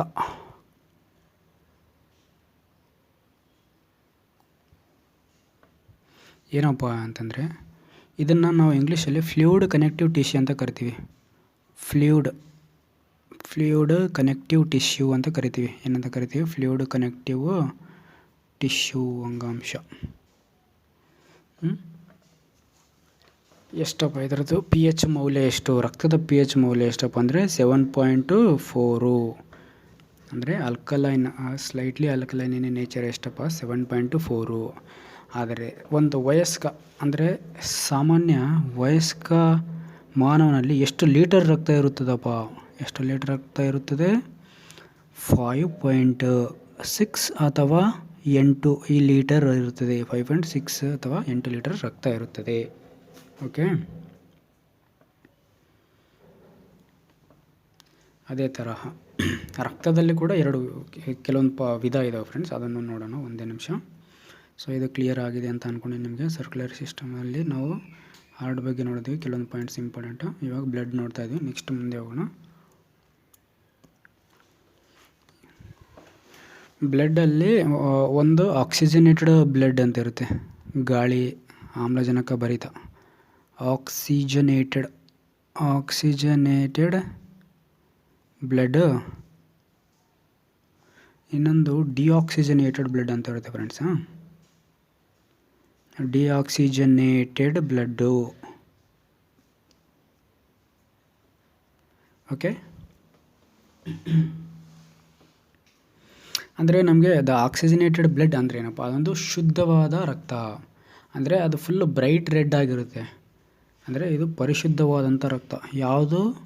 ನಮ್ಮ ಆಕ್ಸಿಜನೇಟೆಡ್ ಆಮ್ಲಜನಕಯುಕ್ತ ರಕ್ತ ಅನ್ನೋದು ಶುದ್ಧ ರಕ್ತವಾಗಿದ್ದು ಫುಲ್ಲು ಕೆಂಪು, ಅಂದರೆ ಬ್ಲಡ್ ಯಾವ ಥರ ಇರುತ್ತಪ್ಪ ಅಂದರೆ ಫುಲ್ಲು ರೆಡ್ ಆಗಿರುತ್ತೆ. ಯಾವ ಕಲರ್ ಯಾವ ಥರ ಇರುತ್ತೆ? ಬ್ರೈಟ್ ರೆಡ್ ಅಂತ ಕರಿತೀವಿ. ಬ್ರೈಟ್ ರೆಡ್ ಆಗಿರುತ್ತೆ.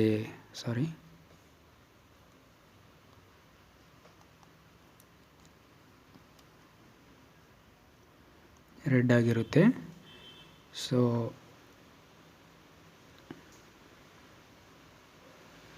ಅದೇ ತರಹ ನೆಕ್ಸ್ಟು ಡಿಆಕ್ಸಿಜನೇಟೆಡ್ ಬ್ಲಡ್ ಬಗ್ಗೆ ನೋಡಬೇಕಾದ್ರೆ ಇದು ಯಾವ ಥರ ಇರುತ್ತಪ್ಪ? ಪರ್ಪಲ್ ಕಲರ್ ಇರುತ್ತೆ. ಇದರದ್ದು ಕಲರ್ ಯಾವ ಥರ ಇರುತ್ತೆ? Purple colour.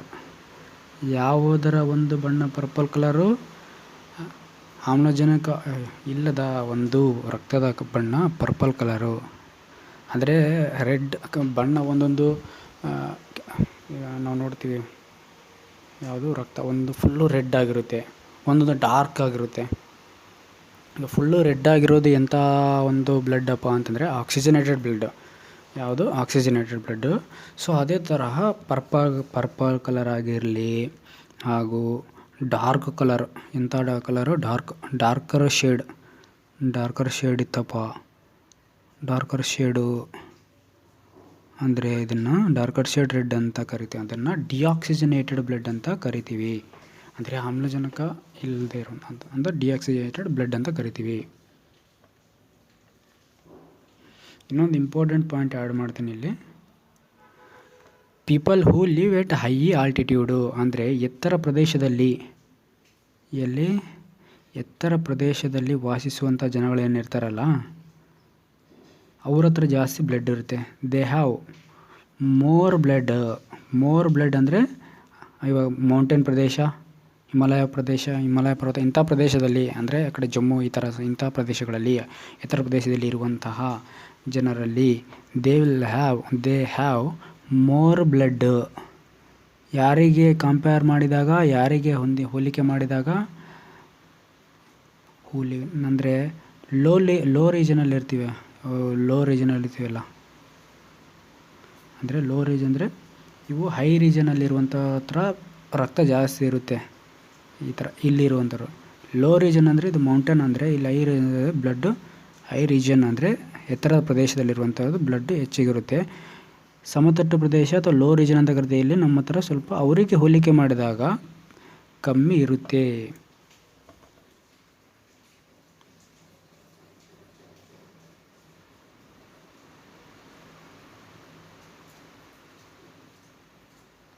ಓಕೆ,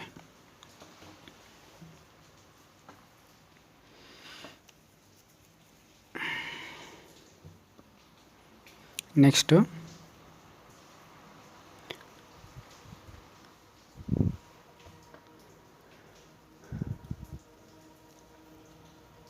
ಕೆಲವೊಂದು ಇಂಪಾರ್ಟೆಂಟ್ ಪಾಯಿಂಟ್ಸ್ ಹೇಳ್ತೀನಿ ಫ್ರೆಂಡ್ಸ್. ಈಗ ನಾವು ಎಕ್ಸಾಮ್ ಪರ್ಪಸಲ್ಲಿ ಈಗ ರಕ್ತಕ್ಕೆ ಸಂಬಂಧಿಸಿದಂತೆ ಕೆಂಪು ರಕ್ತ ಕಣ, ಬಿಳಿ ರಕ್ತ ಕಣ, ಪ್ಲೇಟ್ಲೆಟ್ಸ್ ಅಂದರೆ ತಟ್ಟೆಗಳು ಅಂತ ಕರಿತೀವಿ. ರೆಡ್ ಬ್ಲಡ್ ಸೆಲ್ಸ್ ಅಂತ ಕರಿತೀವಿ ಯಾವುದನ್ನು? ಕೆಂಪು ರಕ್ತ ಕಣಗಳನ್ನು.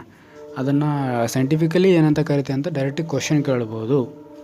ಏನಂತ ಕರಿತೀವಪ್ಪ ಅಂದರೆ ಎರಿಥ್ರೋಸೈಟ್ಸ್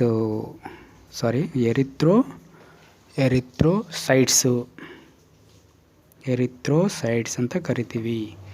ERITHROCYTS. ಅದೇ ತರಹ ರೆಡ್ ಬ್ಲಡ್ ಆಯ್ತಲ್ವ, ಅದೇ ಥರ ವೈಟ್ ಬ್ಲಡ್ ಸೆಲ್ಸ್ ಅಂದರೆ ಬಿಳಿ ರಕ್ತ ಕಣಗಳನ್ನು ಏನಂತ ಕರಿತೀವಪ್ಪ ಅಂದರೆ ಲ್ಯೂಕೋಸೈಟ್ಸ್ ಏನಂತ ಕರಿತೀವಿ?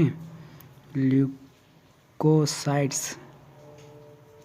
ಓಕೆ, ವೆರಿ ಇಂಪಾರ್ಟೆಂಟ್ ಇವು. ನೆಕ್ಸ್ಟ್ ಪ್ಲೇಟ್ಲೆಟ್ಸ್ ಅಂದರೆ ಕಿರುತಟ್ಟೆಗಳು ಅಂತ ಕರಿತೀವಿ ನಾವು. ಪ್ಲೇಟ್ಲೆಟ್ಸ್ ಕಿರುತಟ್ಟೆಗಳು ಅಂತ ಕರಿತೀವಿ ಕನ್ನಡದಲ್ಲಿ. ಇದನ್ನು ಏನಂತ ಕರಿತೀವಿ ಸೈಂಟಿಫಿಕಲಿ ಅಂದರೆ ಥ್ರೋಂಬೋಸೈಟ್ಸು ಅಂತ ಕರಿತೀವಿ. ಥ್ರೋಂಬೋಸೈಟ್ಸು ಅಂತ ಕರಿತೀವಿ. ಈ ಮೂರೂ ಎಕ್ಸಾಮ್ ಪರ್ಪಸ್ ತುಂಬ ಇಂಪಾರ್ಟೆಂಟು.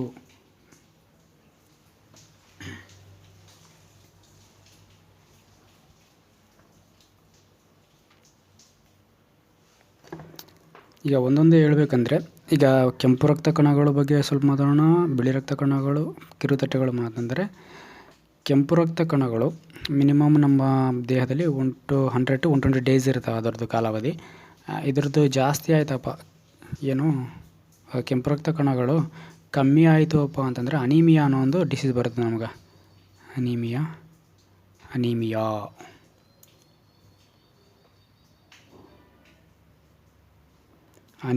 ಅನ್ನೋ ಒಂದು ಕಾಯಿಲೆ ಬರುತ್ತೆ. ಯಾವುದು ಕಮ್ಮಿ ಆದಾಗ? ಕೆಂಪು ರಕ್ತ ಕಣಗಳು ಕಮ್ಮಿ ಆದಾಗ ಯಾವ ಒಂದು ಕಾಯಿಲೆ ಬರುತ್ತೆ? ಅನೀಮಿಯಾ. ಓಕೆ, ಅದೇ ತರಹ ಬಿಳಿ ರಕ್ತ ಕಣಗಳು ಹೆಚ್ಚಿಗೆ ಆದಾಗ, ಇದು ಕಮ್ಮಿ ಆದಾಗ ಬಂದಿತ್ತು, ಅದೇ ಥರ ಬಿಳಿ ರಕ್ತ ಕಣಗಳು ಹೆಚ್ಚಿಗೆ ಆದಾಗ ಲ್ಯೂಕೇಮಿಯಾ ಅನ್ನೋ ರೋಗ ಬರುತ್ತೆ. ಇದನ್ನು ಬ್ಲಡ್ ಕ್ಯಾನ್ಸರ್ ಅಂತ ಕೂಡ ಕರೀತಾರೆ. Blood cancer. ಓಕೆ, ರಕ್ತ ಹೆಪ್ಪುಗಟ್ಟಲು ಸಹಾಯಕ ಆಗಿರೋದು ನಮ್ಮ ಪ್ಲೇಟ್ಲೆಟ್ಸು, ನಮ್ಮ ಕಿರುತಟ್ಟೆಗಳು.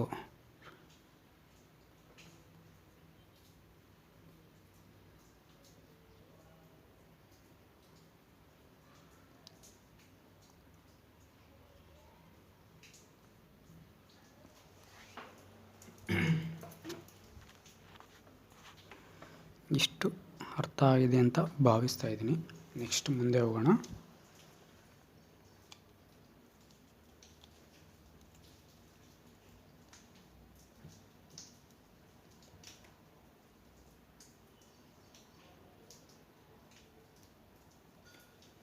ನೆಕ್ಸ್ಟ್ ಪಾಯಿಂಟು ಇನ್ನೊಂದು ಹೇಳ್ತೀನಿ ಫ್ರೆಂಡ್ಸ್. ಇನ್ನೊಂದು ಪಾಯಿಂಟ್ ಇನ್ಫಾರ್ಮೇಷನ್ ಕೊಟ್ಟು ಎಲ್ಲಿ ಹೋಗ್ತೀವಪ್ಪ ನಾವು ಅಂತಂದರೆ ನೆಕ್ಸ್ಟ್ ಕ್ವೆಶ್ಚನ್ ಹೋಗೋಣ ನಾವು. ಇದೊಂದು ಮುಗಿಸಿ ಬ್ಲಡ್ ವೆಸಲ್ಸ್ ಅಂತ ಬರುತ್ತೆ. Next blood vessels.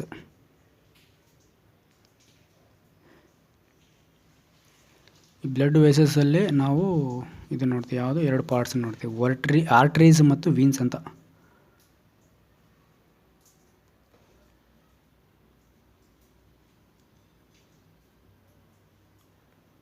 ಆರ್ಟರೀಸ್ ಮತ್ತು ವೀನ್ಸು.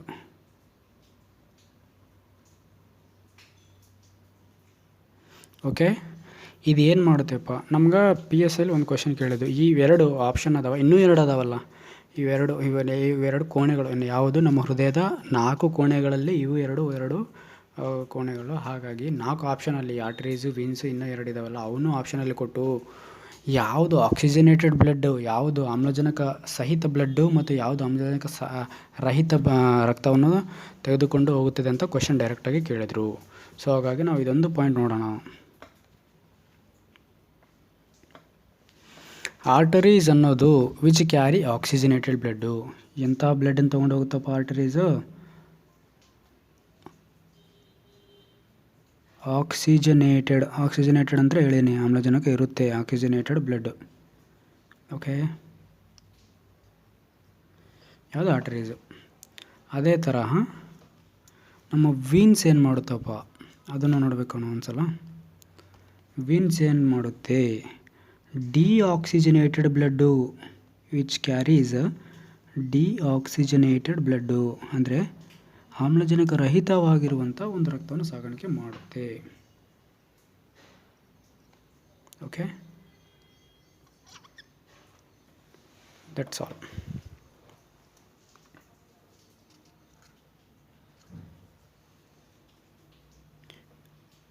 ಇದು ಅರ್ಥ ಆಯ್ತು ಅಂದ್ಕೊಂಡಿನಿ. ನೆಕ್ಸ್ಟ್ ಮುಂದೆ ಹೋಗೋಣ.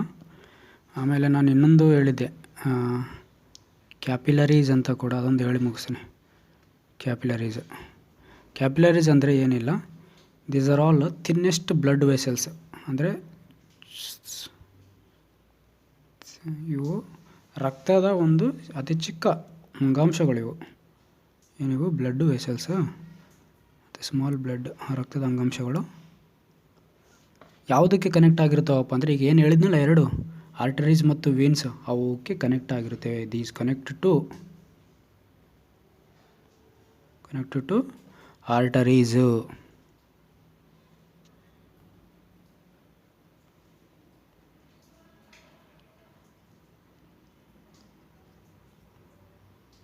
ವೀನ್ಸ್. Okay friends, thank you. ಇದು ನೆಕ್ಸ್ಟ್ ಕ್ವಶನ್ ಹೋಗೋಣ ಫ್ರೆಂಡ್, ಇದು ಜಾಸ್ತಿ ಆಯಿತು. Okay, next question. ಬ್ಯಾಟರಿಗಳಲ್ಲಿ ಬಳಸಲ್ಪಡುವ ಆ್ಯಸಿಡ್ ಯಾವುದು? ಬ್ಯಾಟರಿಗಳಲ್ಲಿ ಬಳಸಲ್ಪಡುವ ಆ್ಯಸಿಡ್ ಯಾವುದು? Nitric acid, sulphuric acid,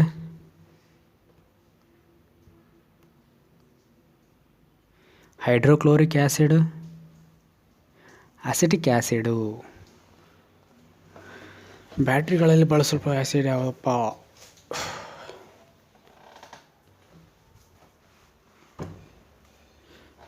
answer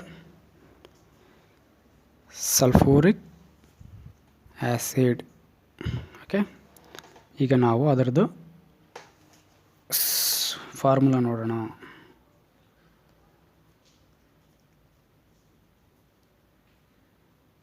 H2SO4 ಅಂತ ಕರಿತೀವಿ. ಇನ್ನೊಂದು ಹೈಡ್ರೋಕ್ಲೋರಿಕ್ ಆ್ಯಸಿಡ್ ಅಂತ ಕರಿತೀವಿ, HCl. ಇದನ್ನು ಜಠರದಲ್ಲಿ ನಾವು ನೋಡ್ತೀವಿ. HCl ಹೈಡ್ರೋಕ್ಲೋರಿಕ್ ಆ್ಯಸಿಡನ್ನು ಜಠರದಲ್ಲಿ ನೋಡ್ತೀವಿ. ಒಂದು ನೈಟ್ರಸ್ ಆಕ್ಸೈಡ್ ಅಂತ ಬರುತ್ತದೆ. ನೈಟ್ರಸ್ ಆಕ್ಸೈಡ್ N2 ಅನ್ನೋದು ನಗು ಅನಿಲ, ಲಾಫಿಂಗ್ ಗ್ಯಾಸ್ ಅಂತ ಕರೀತಾರೆ. Laughing gas N2O.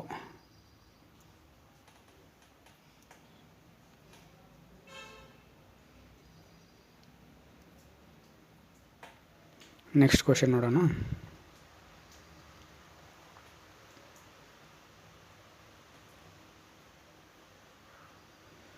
ಕುದುರೆ ಮಸಾಲೆ ಸೊಪ್ಪು ಲ್ಯೂಕೇಮ್ ಅಂತ ಕರಿತೀವಿ ನಾವು. ಇಂಗ್ಲೀಷಲ್ಲಿ LUCEME. ಏನಿದೆ ಇಂಗ್ಲೀಷಲ್ಲಿ ಏನಿದೆ ಅಂತ ನೋಡಬೇಕು. ಲ್ಯೂಕೇಮ್, ಕುದುರೆ ಮಸಾಲೆ ಸೊಪ್ಪು ಅನ್ನೋದು ಈ ಕೆಳಗಿನ ಯಾವುದಕ್ಕೆ ಸಂಬಂಧಿಸಿ ಅಂತ ನಾವು ನೋಡೋಣ. ಆಪ್ಷನ್ ಬಂದ್ಬಿಟ್ಟು ಎ ವಿಟಮಿನ್ಗಳು, ಬಿ ಬೇರು ಬೆಳೆ, ಸಿ ಎಲೆಗುಂಪಿನ ಬೆಳೆ, ಡಿ ಕಾಂಡದ ಬೆಳೆ.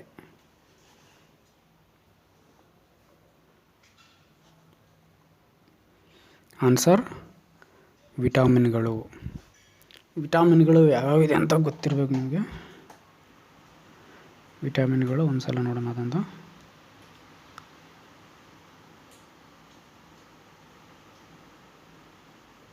ಬಿ ಮತ್ತು ಸಿ, ಇನ್ನೊಂದು part A D E K.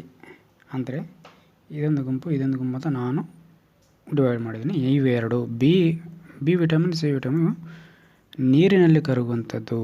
ಯಾವುದರಲ್ಲಿ ಕರಗುತ್ತವೆ? ನೀರಿನಲ್ಲಿ ಕರಗುವ ವಿಟಮಿನ್ಗಳಾಗಿದ್ದು, ಎ ಡಿ ಇ ಕೆ ಅನ್ನೋದು ಕೊಬ್ಬಿನಲ್ಲಿ ಕರಗುತ್ತವೆ. ಎಲ್ಲಿ? ಕೊಬ್ಬಿನಲ್ಲಿ ಕರಗುವ ಒಂದು ವಿಟಮಿನ್ಗಳು.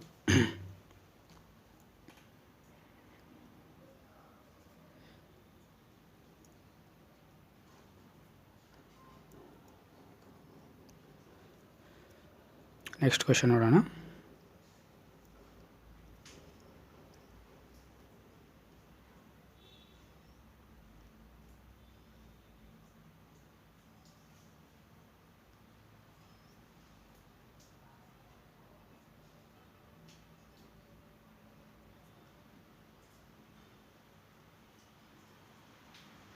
ಬೆಳಕಿನ ಪ್ರಭಾವ ಆಗಲು ಸೂಕ್ತವಾಗಿರುವ ಬೆಳಕು ಯಾವುದು? ಅಂದರೆ ಫೋಟೋಸಿಂಥಸಿಸ್ ಅಂತ ಕರಿತೀವಿ. ಪತ್ರ ಹರಿತು ಎಲೆಗಳಲ್ಲಿ ನಾವು ಆಹಾರ ತಯಾರು ಮಾಡಲು ಫೋಟೋಸಿಂಥಸಿಸ್. ಅದು ಆಗಬೇಕಂದ್ರೆ ಇಂಥ ಒಂದು ಬೆಳಕು ಬೇಕಪ್ಪ. ನಮ್ಮದೇನು ಟಾರ್ಚ್ ಲೈಟ್ ಹಾಕಿರುವಂಥ ಬೆಳಕು ಬೇಕೋ ಅಥವಾ ಕೃತಕವಾಗಿ ಮಾಡಿರುವಂಥ ಬೆಳಕು ಬೇಕೋ, ಎಂಥ ಬೇಕು ಅಂತ ಕ್ವೆಶ್ಚನ್ ಕೇಳಿದ್ರು ಅವರು. ಆಪ್ಷನ್ ನೋಡೋಣ. ಸೂರ್ಯನ ಬೆಳಕು, ನಕ್ಷತ್ರದ ಬೆಳಕು, ಚಂದ್ರನ ಬೆಳಕು, ದೀಪದ ಬೆಳಕು.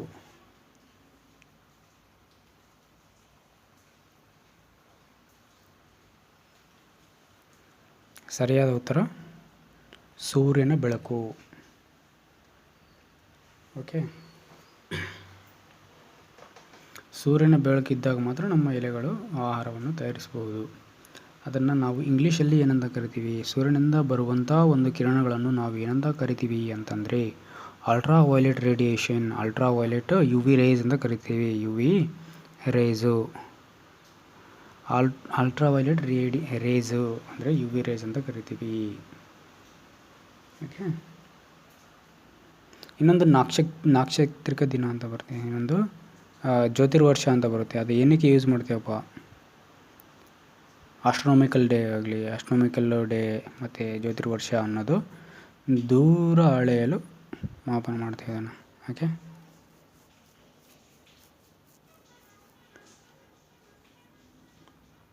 ನೆಕ್ಸ್ಟ್ ಕ್ವೆಶ್ಚನು.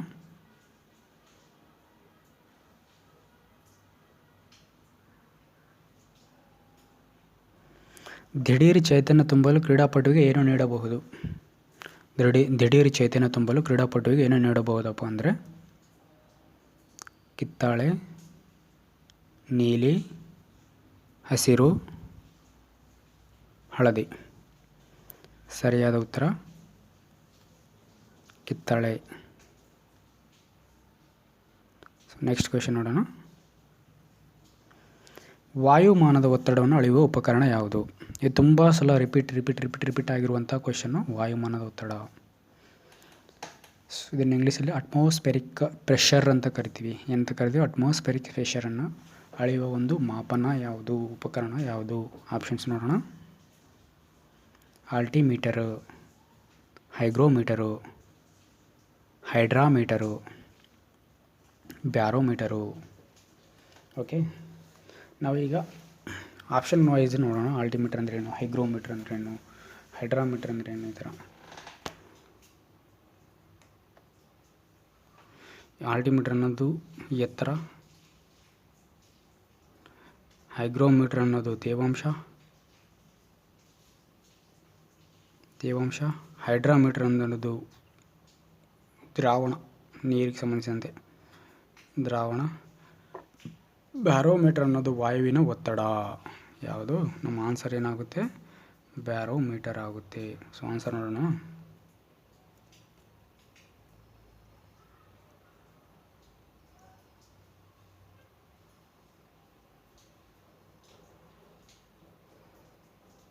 Answer barometer.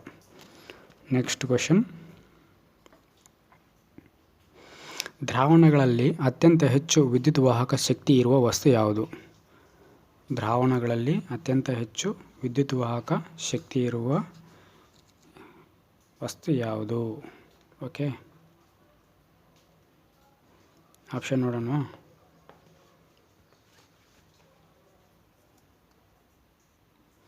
ಇಥಲ್, ನೀರು, ಆಲ್ಕೋಹಾಲ್, ಮಿಥಾರ್. ದ್ರಾವಣಗಳಲ್ಲಿ ಅತಿ ಹೆಚ್ಚು ವಿದ್ಯುತ್ ವಾಹಕ ಶಕ್ತಿ ಇರುವುದು ನೀರಿನಲ್ಲಿ. ಸೊ ನೀವು ಎಲ್ಲಾದರೂ ಫಾರ್ ಎಕ್ಸಾಂಪಲ್ ನಮಗೆ ಮಳೆ ಬರುವಾಗ ಗುಡಿಗೂ ಮಳೆ ಆಯ್ತಪ್ಪ ಅಂದರೆ ನಮ್ಮ ಕಡೆ ಹಳ್ಳ್ಯಾಗ ಕರೆಂಟ್ ತೆಗೆದುಬಿಡ್ತಾರೆ. ಯಾಕಂದರೆ ಆ ರೇಂಜಿಗೆ ಕರೆಂಟ್, ಇನ್ ಕೇಸ್ ಏನಾದರೂ ಮಳೆಗಾಲದಾಗ ಕಂಬ ಗಿಂಬ ಬಿತ್ತಪ್ಪ ಅಂದ್ರೆ ಅದು ಕರೆಂಟ್ ಇತ್ತಂದರೆ ಯಾವ ರೇಂಜಿಗೆ ಇರುತ್ತಪ್ಪ ಅಂತಂದರೆ ಅದರದ್ದು ವಿದ್ಯುತ್ ವಾಹಕ ಶಕ್ತಿ ತುಂಬ ಜಾಸ್ತಿ ಇರುತ್ತೆ. ಯಾವುದು? ನಮ್ಮ ನೀರಿಗೆ ವಿದ್ಯುತ್ತನ್ನು ಪಡೆದುಕೊಳ್ಳುವಂಥ ಶಕ್ತಿ. ಸೊ ಹಾಗಾಗಿ ಅತ್ಯಂತ ಹೆಚ್ಚು ವಿದ್ಯುತ್ ವಾಹಕ ಹೊಂದಿರುವಂಥ ಶಕ್ತಿ ಯಾವುದಪ್ಪ ಅಂದರೆ ನೀರು. ಅದನ್ನು H2O ಅಂತ ಸೂತ್ರದಿಂದ ನೋಡ್ತೀವಿ ನಾವು. H2O.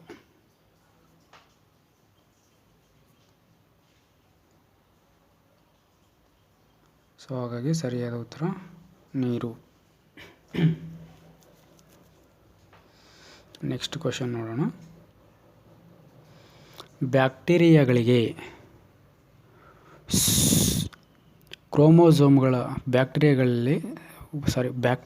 ಸೋಂಕು ತರುವ ನಂಜು ಯಾವುದು? ಕ್ವೆಶನ್ ಮತ್ತೊಮ್ಮೆ. ಬ್ಯಾಕ್ಟೀರಿಯಾಗಳಿಗೆ ಸೋಂಕು ತರುವ ನಂಜು ಯಾವುದು? ಆಪ್ಷನ್ಸ್: ಝೆಂಡಾ, ಚಾಲ್ಕೋಪೆನ್, ಸೋಂಕು, ಮರಗಳಿಂದ ಬರುವ ಸೋಂಕು.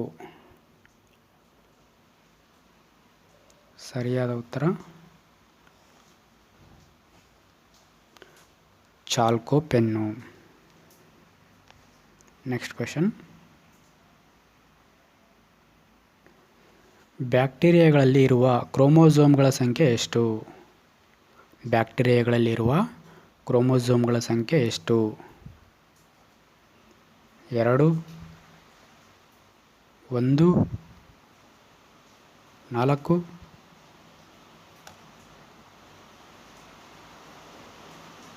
ಜೀವರಾಶಿಗೆ ಅನುಗುಣವಾಗಿ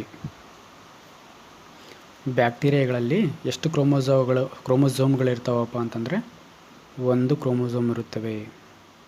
ಅದೇ ಮಾನವನಲ್ಲಿ 46. ಬ್ಯಾಕ್ಟೀರಿಯಾಗಳಲ್ಲಿ ಎಷ್ಟಪ್ಪ ಅಂದರೆ 1 ಕ್ರೋಮೋಸೋಮು. ಮಾನವನಲ್ಲಿ 46. 47 ಇದ್ದರೆ ಡೌನ್ ಸಿಂಡ್ರೋಮ್ ಅಂತ ಕರಿತೀವಿ, ಕಾಯಿಲೆ ಆಗಿಬಿಡುತ್ತೆ ಮತ್ತು ಅದು. Next question. ಬೆಟ್ಟ ಹತ್ತುತ್ತಿರುವ ವ್ಯಕ್ತಿಯು ಹತ್ತುವಾಗ ಸ್ವಲ್ಪ ಮುಂದೆ ಬಾಗಿರಲು ಕಾರಣವೇನು? ಬೆಟ್ಟ ಹತ್ತುತ್ತಿರುವ ವ್ಯಕ್ತಿಯು ಹತ್ತುವಾಗ ಸ್ವಲ್ಪ ಮುಂದೆ ಬಾಗಿರಲು ಕಾರಣ ಏನಪ್ಪ? ಆಪ್ಷನ್ಸ್: ಆಯಾಸವನ್ನು ಕಡಿಮೆ ಮಾಡಲು, ಬೀಳುವುದನ್ನು ತಡೆಯಲು, ವೇಗವನ್ನು ಹೆಚ್ಚಿಸಲು, ಸಮತೋಲನವನ್ನು ಕಾಪಾಡಲು. ಸೊ ಸರಿಯಾದ ಉತ್ತರ ಸಮತೋಲನವನ್ನು ಕಾಪಾಡಲು. ನಮ್ಮ ಬಾಡಿದು ಬ್ಯಾಲೆನ್ಸ್ ಕಾಪಾಡಬೇಕು. So control the balance of the body ಅಂತ ಕರಿತೀವಿ. ನೆಕ್ಸ್ಟ್ ಕ್ವೆಶನು, ಭೂಮಿಗೆ ಬರುತ್ತಿರುವ ಸೂರ್ಯನ ಬೆಳಕಿನ ಹೊರಸೂಸುವಿಕೆಯ ವೈಜ್ಞಾನಿಕ ಹೆಸರೇನು? ಇದು UPSCಯಲ್ಲಿಗೆ ಕೇಳಿರುವಂಥ ಹಳೆ ಕ್ವೆಶನ್ನು, ಬಟ್ ಇವಾಗ ನಮಗೆ PSC ಮತ್ತು PSIಯಲ್ಲಿ ರಿಪೀಟ್ ಆಗಿದೆ ಎಲ್ಲ. ಭೂಮಿಗೆ ಬರುತ್ತಿರುವ ಸೂರ್ಯನ ಬೆಳಕಿನ ಹೊರಸೂಸುವಿಕೆಯ ವೈಜ್ಞಾನಿಕ ಹೆಸರೇನು? ಆಪ್ಷನ್ಸ್: ವಕ್ರೀಕರಣ, ಬಿಸಿಲಿಗೆ ಒಡ್ಡುವುದು, ವಿಕಿರಣ, ಪ್ರತಿಬಿಂಬ. ಸರಿಯಾದ ಉತ್ತರ ವಿಕಿರಣ. ಅಂದರೆ ಸೂರ್ಯನಿಂದ ಭೂಮಿಗೆ ಬರುವಂಥವು ನಮ್ಮ ರೇಡಿಯೇಷನ್ ಅಂತ ಕರಿತೀವಿ. ಎಂಥ ರೇಡಿಯೇಷನಪ್ಪ, ಒಂದೇ ಸೆಕೆಂಡ್ ಹೇಳ್ತೀನಿ ನಿಮಗೆ. ಅರ್ತ್ ರೇಡಿಯೇಷನ್ ಅಂತ ಕರಿತೀವಿ, ಭೂ ವಿಕಿರಣ ಅಂತ ಕರಿತೀವಿ ನಾವು. ಎಂಥ ವಿಕಿರಣ? ಭೂ ವಿಕಿರಣ, ಅರ್ತ್ ರೇಡಿಯೇಷನ್.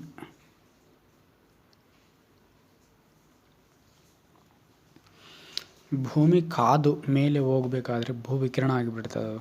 ಓಕೆ, ಸೊ ನಮಗೆ ನಾರ್ಮಲಿ ಉಸುಕಿಗೆ ಮತ್ತು ಭೂಮಿಗೆ ಏನು ವ್ಯತ್ಯಾಸಪ್ಪ ಅಂದರೆ, ಉಸುಕು ತುಂಬ ಬೇಗ ಕಾದು ತುಂಬ ಬೇಗ ತಣ್ಣಗಾಗೋ ಕೆಪಾಸಿಟಿ ಇರುತ್ತದೆ. ಅಂದರೆ ತುಂಬ ಬೇಗ ಶಾಖವನ್ನು ಹೀರ್ಕೊಳ್ತದೆ ಮತ್ತು ತುಂಬ ಬೇಗ ಶಾಖವನ್ನು ಕಳೆದುಕೊಳ್ತದೆ. ಆದರೆ ಭೂಮಿ ಆ ಥರ ಇಲ್ಲ.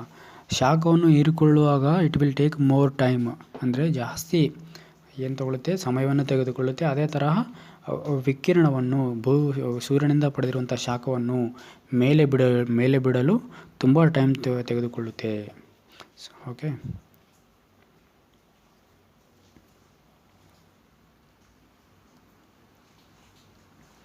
ನೆಕ್ಸ್ಟ್ ಕ್ವೆಶನು, ಸಾಪೇಕ್ಷ ಸಿದ್ಧಾಂತವನ್ನು ಪ್ರತಿಪಾದಿಸಿದವರು ಯಾರು? Maxwell, Newton, Albert Einstein, Bertrand Russell. Answer Albert Einstein. ಇವ್ರದ್ದೊಂದು ಇಂಪಾರ್ಟೆಂಟ್ ಸಿದ್ಧಾಂತ ಇದೆ ಫ್ರೆಂಡ್ಸ್. ಯಾರ್ದು? ನಮ್ಮ ಆಲ್ಬರ್ಟ್ ಐನ್ಸ್ಟೀನ್ದು ಒಂದು ಸಿದ್ಧಾಂತ ಮತ್ತು ಅವರೊಂದು ಸೂತ್ರ ತುಂಬ ಇಂಪಾರ್ಟೆಂಟ್ ಇದೆ. ಏನಪ್ಪ ಅಂತ ಸಿದ್ಧಾಂತ ಯಾವುದದು? ಸಾಪೇಕ್ಷ ಸಿದ್ಧಾಂತ. ಸಾಪೇಕ್ಷ ಸಿದ್ಧಾಂತ. ಅದೇ ತರಹ ಇವ್ರ ಸೂತ್ರ E=mc².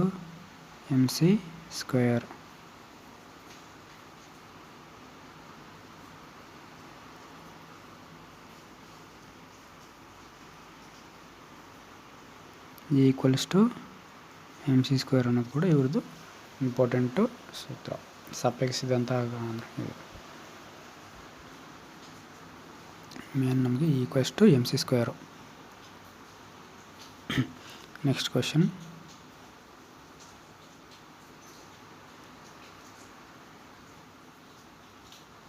ಸಸ್ಯಗಳಿಗೂ ಜೀವವಿದೆ ಎಂದು ಗುರುತಿಸಿದ ಭಾರತೀಯ ವಿಜ್ಞಾನಿ ಹೆಸರೇನು? ಸಸ್ಯಗಳಿಗೂ ಜೀವವಿದೆ ಎಂದು ಗುರುತಿಸಿದ ಭಾರತೀಯ ವಿಜ್ಞಾನಿ ಹೆಸರೇನು? ಆಪ್ಷನ್ಸ್ ನೋಡೋಣ.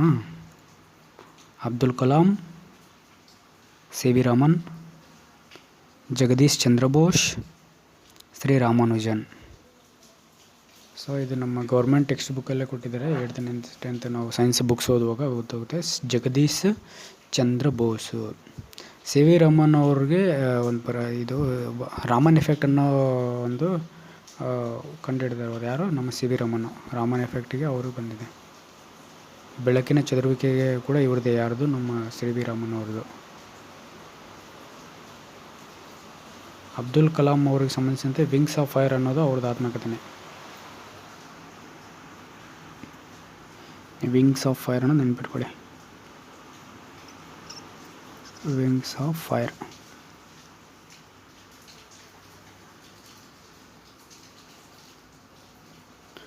Next question,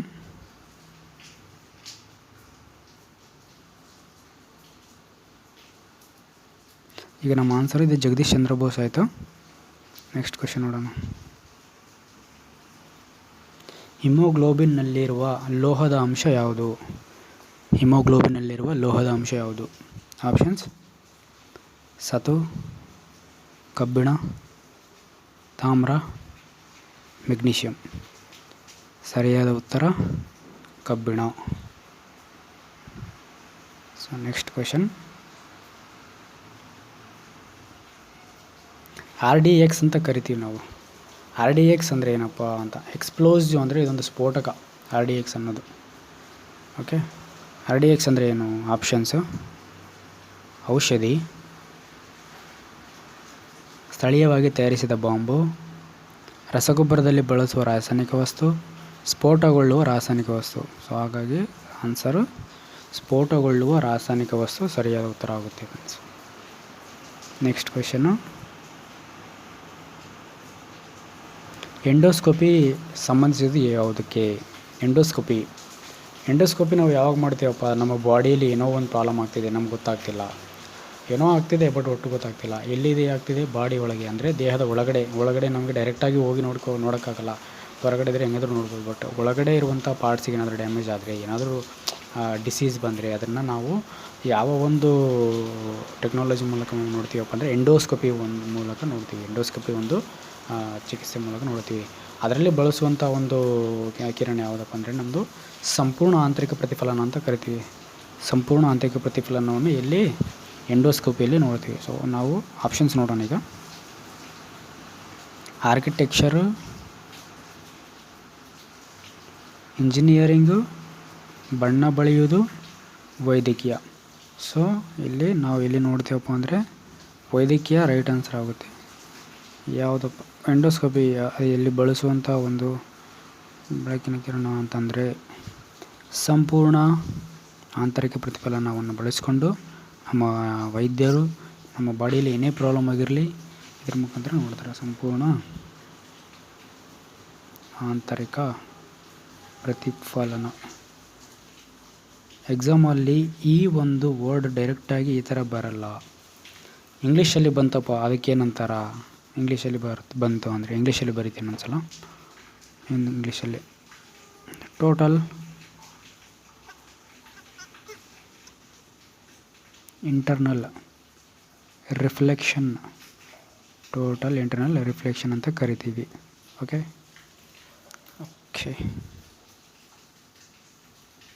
next question. So ಇದು ಸರಿಯಾದ ಉತ್ತರ ವೈದ್ಯಕೀಯ. ನೆಕ್ಸ್ಟ್ ಕ್ವೆಶನ್ ನೋಡೋಣ ಫ್ರೆಂಡ್ಸ್. ಆಮ್ಲ ಮಳೆಗೆ ಯಾವುದು ಕಾರಣ ಆಗಿದೆ? ಆಮ್ಲ ಮಳೆಗೆ ಯಾವುದು ಕಾರಣ? ಆಪ್ಷನ್ 1 ವಾಹನ ಮಾಲಿನ್ಯ, ಜಲಮಾಲಿನ್ಯ, ಕೈಗಾರಿಕಾ ಮಾಲಿನ್ಯ, ಅಣುಬಾಂಬು. ಸರಿಯಾದ ಉತ್ತರ ಕೈಗಾರಿಕಾ ಮಾಲಿನ್ಯ. ಕೈಗಾರಿಕೆಗಳು ಹೊರಚಿಮ್ಮಿಸುವಂಥ ಕಾರ್ಬನ್ ಎಮಿಷನ್, ಅಂದರೆ ಕಾರ್ಬನ್ ಅಂದರೆ ನಮ್ಮ ಇಂಗಾಲದ ಡೈಆಕ್ಸೈಡ್ ಏನು ಹೊರ ಹಾಕುತ್ತಲ್ಲ, ಅದರಿಂದ ಮ್ಯಾಕ್ಸಿಮಮ್ ನಮ್ಮ ಆಮ್ಲಮಳೆ ಆಗುತ್ತೆ. H2SO4 ಅಂತ ಕರಿತೀವಿ. ನಮ್ಮ ಸಲ್ಫರ್ ಡೈಆಕ್ಸೈಡ್ ಮತ್ತು ನೈಟ್ರೋಜನ್ ಆಕ್ಸೈಡಿಂದ ಏನಾಗುತ್ತೆ? ನಮ್ಮ ಆಮ್ಲಮಳೆಗೆ ಕಾರಣವಾಗಿರುವಂಥ ಅನಿಲಗಳು ಯಾವುವು ಅಂತ ಡೈರೆಕ್ಟಾಗಿ ಕ್ವೆಶನ್ ಕೇಳಿದರೆ. ಓಕೆ, ಆಮ್ಲಮಳೆ ಕಾರಣ ಆಗಿರುವಂಥದ್ದು ಯಾವುವು? ಸಲ್ಫರ್ ಡೈಆಕ್ಸೈಡ್, ಆಮೇಲೆ ನೈಟ್ರೋಜನ್ ಆಕ್ಸೈಡ್. ಇವೆರಡು ನಮ್ಮ ಆಮ್ಲಮಳೆಗೆ ಕಾರಣ ಆಗಿರುವಂಥದ್ದು. ಇದರಿಂದ ಏನಪ್ಪ ನಮ್ಮ ಪ್ರಾಬ್ಲಮ್ ಅಂದರೆ, ನಮ್ಮ ಸ್ಮಾರಕಗಳಿದ್ದಾವೆಲ್ಲ, ತಾಜ್ ಮಹಲ್ ಆಗಲಿ ಇಂಥ ಸ್ಮಾರಕಗಳು ಮೊದಲು ಹಚ್ಚ ಬಿಳಿ ನಮ್ಮ ಮಿಲ್ಕ್ ಥರ ಬಿಳಿ ಕಲರಲ್ಲಿರುವಂಥ ತಾಜ್ ಮಹಲ್ಗೆ ದಿನೇ ಹಳದಿ ಬಣ್ಣಕ್ಕೆ ತಿರುಗುತ್ತಾ ಇದೆ. Only because of this acid rain. ಆಮ್ಲಮಳೆಗೆ ಕನ್ನಡದ ಇಂಗ್ಲೀಷಲ್ಲಿ ಏನಂತ ಕರಿತೀವಿ? ಆ್ಯಸಿಡ್ ರೈನ್ ಅಂತ ಕರಿತೀವಿ. Acid rain. ಓಕೆ, ಅದಕ್ಕೆ ಕಾರಣವಾಗಿರುವಂಥವು ಸಲ್ಫರ್ ಡೈಆಕ್ಸೈಡ್ ಮತ್ತು ನೈಟ್ರೋಜನ್ ಆಕ್ಸೈಡ್. ಕೈಗಾರಿಕಾ ಮಾಲಿನ್ಯಗಳಿಂದ ಇವೆರಡು ವಾತಾವರಣಕ್ಕೆ ಬಿಡುಗಡೆಯಾಗಿ ವಾತಾವರಣವನ್ನು ಮಲಿನಗೊಳಿಸಿ ಇಂಥ ಕೃತ್ಯಗೆ ಎಸಗುತ್ತದೆ. Next question.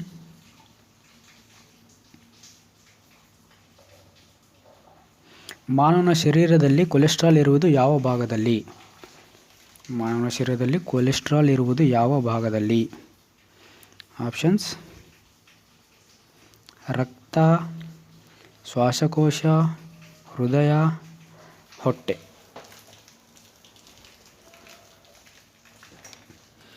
ಸರಿಯಾದ ಉತ್ತರ ರಕ್ತ.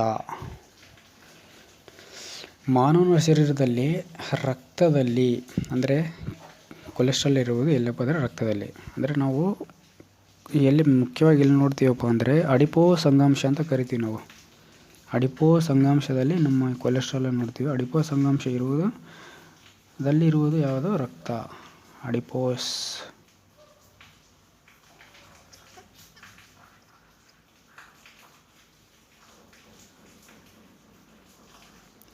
ಅಂಗಾಂಶ ಎಲ್ಲಿರ್ತದಪ್ಪ? ಅದು ರಕ್ತದಲ್ಲಿರುತ್ತದೆ.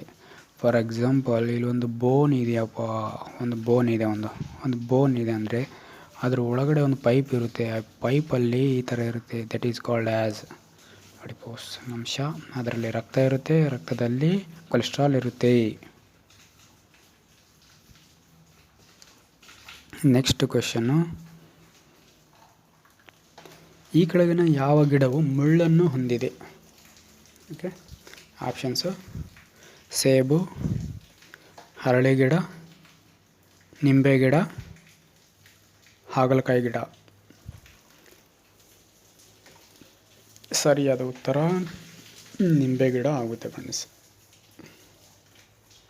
ನೆಕ್ಸ್ಟ್ ಕ್ವೆಶ್ಚನ್: ಸಾಸಿವೆ ಗಿಡದ ಹೂವಿನ ಬಣ್ಣ ಯಾವುದು? ಸಾಸಿವೆ ಗಿಡದ ಹೂವಿನ ಬಣ್ಣ ಯಾವುದು? ಆಪ್ಷನ್ಸ್: ನೀಲಿ, ಪಿಂಕ್, ಬಿಳಿ, ಹಳದಿ. ಸರಿಯಾದ ಉತ್ತರ ಹಳದಿ. ಇಲ್ಲಿ ಬಣ್ಣ ಅಂತ ಕ್ವಶನ್ ಕೇಳಿದ್ರೆ ಇನ್ನೊಂದು ಪಾಯಿಂಟ್ ಆ್ಯಡ್ ಮಾಡ್ತೀನಿ. ಇಲ್ಲಿ ಪ್ರಾಥಮಿಕ ಬಣ್ಣಗಳಂತ ಬರ್ತವೆ. ಪ್ರಾಥಮಿಕ ಬಣ್ಣಗಳು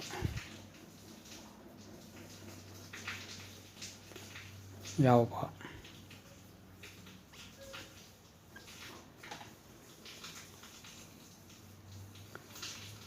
ಒಂದು ರೆಡ್, ಗ್ರೀನು, ಬ್ಲೂ. RGB ತುಪ್ಪ ಒಂದು ಫಾರ್ಮುಲಾ ಇದು. RGB ತುಪ್ಪ. ಕೆಂಪು,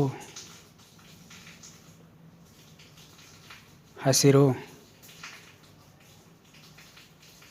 ನೀಲಿ. ಓಕೆ, ಇವು ಪ್ರಾಥಮಿಕ ಬಣ್ಣಗಳು. ನೆಕ್ಸ್ಟ್ ಕ್ವಶನ್: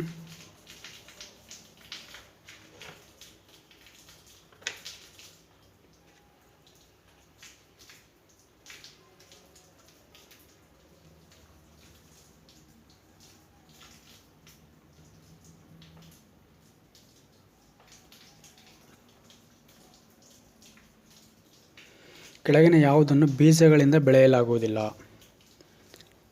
ಕೆಳಗಿನ ಯಾವುದನ್ನು ಬೀಜಗಳಿಂದ ಬೆಳೆಯಲಾಗುವುದಿಲ್ಲ? ಆಪ್ಷನ್ಸ್: ಬಾಳೆ, ಪಪ್ಪಾಯ, ಹರಳೆ, ಮರಸೇಬು. ಸರಿಯಾದ ಉತ್ತರ ಬಾಳೆ. ಬಾಳೆಯನ್ನು ನಾವು ಬೀಜದಿಂದ ಬೆಳೆಯುವುದಿಲ್ಲ. ಸೊ ನೆಕ್ಸ್ಟ್ ಕ್ವೆಶ್ಚನ್: ನಿಂಬೆ ಗಿಡದ ಹೂವಿನ ಬಣ್ಣ ಯಾವುದು? ನಿಂಬೆ ಗಿಡದ ಹೂವಿನ ಬಣ್ಣ ಯಾವುದು? ಆಪ್ಷನ್ಸ್: ಹಸಿರು, ಹಳದಿ, ಬಿಳಿ, ಯಾವುದೂ ಅಲ್ಲ. ನಿಮ್ಮ ಮನೆ ಮುಂದೆ ನಿಂಬೆ ಗಿಡ ಇದ್ದರೆ ಗೊತ್ತಾಗುತ್ತೆ. ಸೊ ಆನ್ಸರ್ ಬಿಳಿ. ಸರಿಯಾದ ಉತ್ತರ ಬಿಳಿ ಆಗುತ್ತೆ. ಸೊ ಇಷ್ಟಿಗೆ ನಾವು ನಮ್ಮ ಇವು MCQಸನ್ನು ಕಂಪ್ಲೀಟ್ ಮಾಡ್ತಾ ಇದ್ದೀವಿ ಫ್ರೆಂಡ್ಸ್. ಈಗ ನೆಕ್ಸ್ಟಿಂದ ಉಳಿದಂಥ ಉಳಿದಂಥ ಪ್ರಶ್ನೆ ಏನಿದಾವಲ್ಲ, ಒಂದು 10-15 ವರ್ಷದಲ್ಲಿ ಕೇಳಿರುವಂಥ ಅದೆಷ್ಟೇ ಆಗಿರಲಿ, 500 ಆಗಿರಲಿ, 300 ಆಗಿರಲಿ, ಎಷ್ಟೇ ಆಗಿರಲಿ,